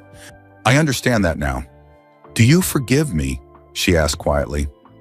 Michael thought about it carefully. "I'm working on it. Some days are easier than others. But Juanita, I see how you've shown up this past year, how you've supported the kids through this, how you've welcomed Devin and Daniel into the family. You're trying to make things right, and that matters." "They're good men," Juanita said. "Devin and Daniel. You should be proud." "I am," Michael said. "Cassandra did an amazing job raising Devin, and Daniel's adoptive parents gave him a wonderful life. I miss their childhoods, but I'm grateful for every day I have with them now." They talked about the family gathering planned for next weekend. All 5 children would be there: Jeffrey, Robert, Jasmine, Devin, and Daniel, plus their spouses and children. Michael's house would be filled with noise and laughter and chaos. 15 grandchildren, Juanita said with wonder. "Can you believe it? Between all 5 kids, you have 15 grandchildren now?" Michael smiled. "I can barely keep track of all their names and ages, but I love it. I love having a big, loud, messy family." "It's not the family we planned," Juanita said. "No," Michael agreed. "It's better. It's real." After he hung up with Juanita, Michael looked at the photos covering his walls. New pictures had been added over the past year, photos from the first time all 5 siblings met together. Devin and Daniel standing side by side, identical smiles on their faces. Jeffrey and Robert with their arms around their newfound brothers. Jasmine in the middle of all 4, beaming with joy. His phone buzzed with a text from Jeffrey. "Looking forward to this weekend, Dad. I'm bringing that secret recipe I've been working on. Fair warning, it might be terrible." Michael laughed and texted back, "As long as you're there, the food doesn't matter." Another text came through, this time from Robert. "Can Devin and Daniel stay at your place this weekend? Would be nice to have everyone under one roof." "Of course," Michael typed. "The more the merrier." Jasmine sent a group text to all the siblings. "Family game night on Saturday. Teams will be randomly selected. No Jordan competitive arguments allowed." Devin replied with a laughing emoji. "Dad, you and Daniel are definitely not allowed on the same team. Too much basketball talent." Daniel chimed in, "Speak for yourself. I'm getting old. My knees can't handle Michael Jordan anymore." Michael watched the group chat filled with jokes and plans and sibling banter. A year ago, this group chat didn't exist. Now it was active every single day, his children talking to each other, supporting each other, being family. He thought back to that phone call with Juanita a year ago, the one at 3 in the morning where he asked if Jeffrey and Robert were his biological sons, and she said no. He had cried that night, cried harder than he had cried in decades. Now he was crying again, but these were different tears. Tears of gratitude, of relief, of joy. Everything that had seemed so broken a year ago had somehow been pieced back together into something even more beautiful. Michael picked up his phone one more time and called Devin. "Hey, Dad," Devin answered cheerfully. Michael could hear his grandchildren playing in the background. "I just wanted to call and say thank you," Michael said. "For what?" "For being patient with me this past year, for giving me a chance to be your father, even though I missed so much of your life, for welcoming me into your family." "Dad, you're my father," Devin said simply. I spent 41 years wondering who you were. Now that I know, why would I push you away? You've shown up for me every single day since we met. That's all I ever wanted." "How's Daniel doing?" Michael asked. The twins had become incredibly close over the past year, making up for lost time. "He's great. We're planning a golf trip next month, just the two of us." "Twin bonding time," Devin laughed. "It's still weird sometimes, looking at him and seeing my own face. But it's also amazing. I always felt like something was missing, and now I know what it was." "I'm glad you found each other," Michael said. "Me too. And Dad, we found you too. That's the best part of all of this." After they said goodbye, Michael sat quietly in his living room. The house felt peaceful, calm. The storm that had raged through his life a year ago had finally passed completely. He thought about that DNA test, the simple birthday gift from Jasmine that had turned his world upside down. At the time, it had felt like a curse, exposing painful secrets and breaking his understanding of his family. But now looking back, he could see it differently. Yes, the test had revealed difficult truths. Yes, it had caused pain, but it had also brought Devin and Daniel into his life. It had forced everyone to confront reality instead of living with comfortable lies. It had made the family stronger, not weaker. The false results about Jeffrey and Robert had been terrible to endure. 6 months of thinking they weren't his biological sons had been agonizing for all of them. But even that mistake had taught them something valuable. That love transcends biology. That family is about choice as much as genetics. When the corrected results came back showing Jeffrey and Robert were his biological sons after all, the relief had been overwhelming. But Michael had meant what he said to them. Even if the results had stayed the same, they would always be his sons. The 6 months of uncertainty had proven that. His phone rang again. This time it was Jeffrey. "Dad, I know I already texted, but I wanted to actually talk to you." "What's on your mind, son?" "I was thinking about this time last year," Jeffrey said, "about how angry I was, how lost I felt, how I thought my whole identity had been taken away from me." "That was a difficult time," Michael acknowledged. "But it taught me something important," Jeffrey continued. "It taught me that being your son isn't about DNA. It's about the relationship we built over 34 years. It's about the values you taught me, the time you spent with me, the love you showed me. Even when I thought we didn't share biology, you were still my dad." That realization changed everything for me. Michael felt his throat tighten with emotion. "You don't know how much it means to hear you say that." "I mean it, Dad, and I'm glad the test was wrong and you are my biological father.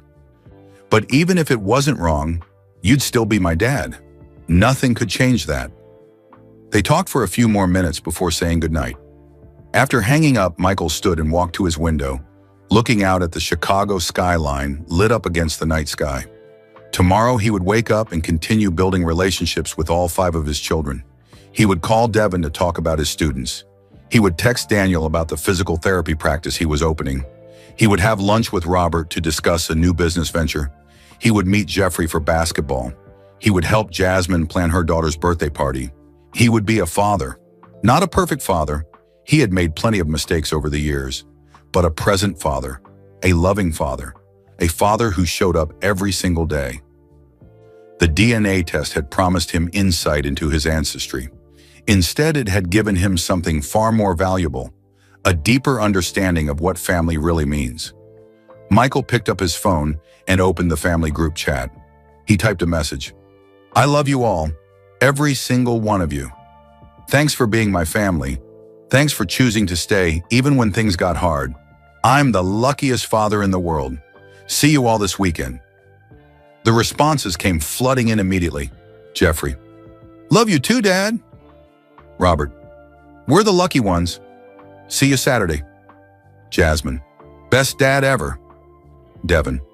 "Grateful for you every day." Daniel. "Still can't believe Michael Jordan is my dad. Love you." Michael smiled, reading through the messages. This was his family. Complicated, messy, unconventional, but full of love. The call he had made to Juanita a year ago, crying and devastated, had led to this moment. A moment of peace, joy, and gratitude. The journey had been painful. There had been moments when he thought the family would never recover. Moments when the pain seemed too great to overcome, but they had overcome it, together, because that's what families do. They face the hard truths. They work through the pain. They choose each other, over and over again, even when it would be easier to walk away. Michael Jordan had won 6 NBA championships, 5 MVP awards, countless accolades and honors. He had achieved things most people could only dream of. But standing in his living room, looking at photos of his 5 children and 15 grandchildren, reading their messages of love in a group chat, this was his greatest victory, not on a basketball court. Not in front of thousands of cheering fans, but here in the quiet of his home, surrounded by the love of his family. The DNA test had broken everything open. But from those broken pieces, something stronger had emerged. A family built on truth instead of secrets, built on choice instead of obligation, built on love that transcended biology. Michael set down his phone and walked to his bedroom, ready to sleep peacefully for the first time in a year. The storm was over. The healing was happening. The family was whole. And Michael Jordan, father of 5, grandfather of 15, had finally come home. So where are you listening from? Drop your country or city in the comments below. We love hearing from our viewers around the world. If this story touched your heart, please hit that like button and subscribe to our channel. By subscribing, you help us spread kindness and share meaningful stories with people everywhere who need to hear them. And don't go anywhere yet. Click on the video appearing on your screen right now for another incredible story that will inspire you. Thanks for watching, and we'll see you in the next one.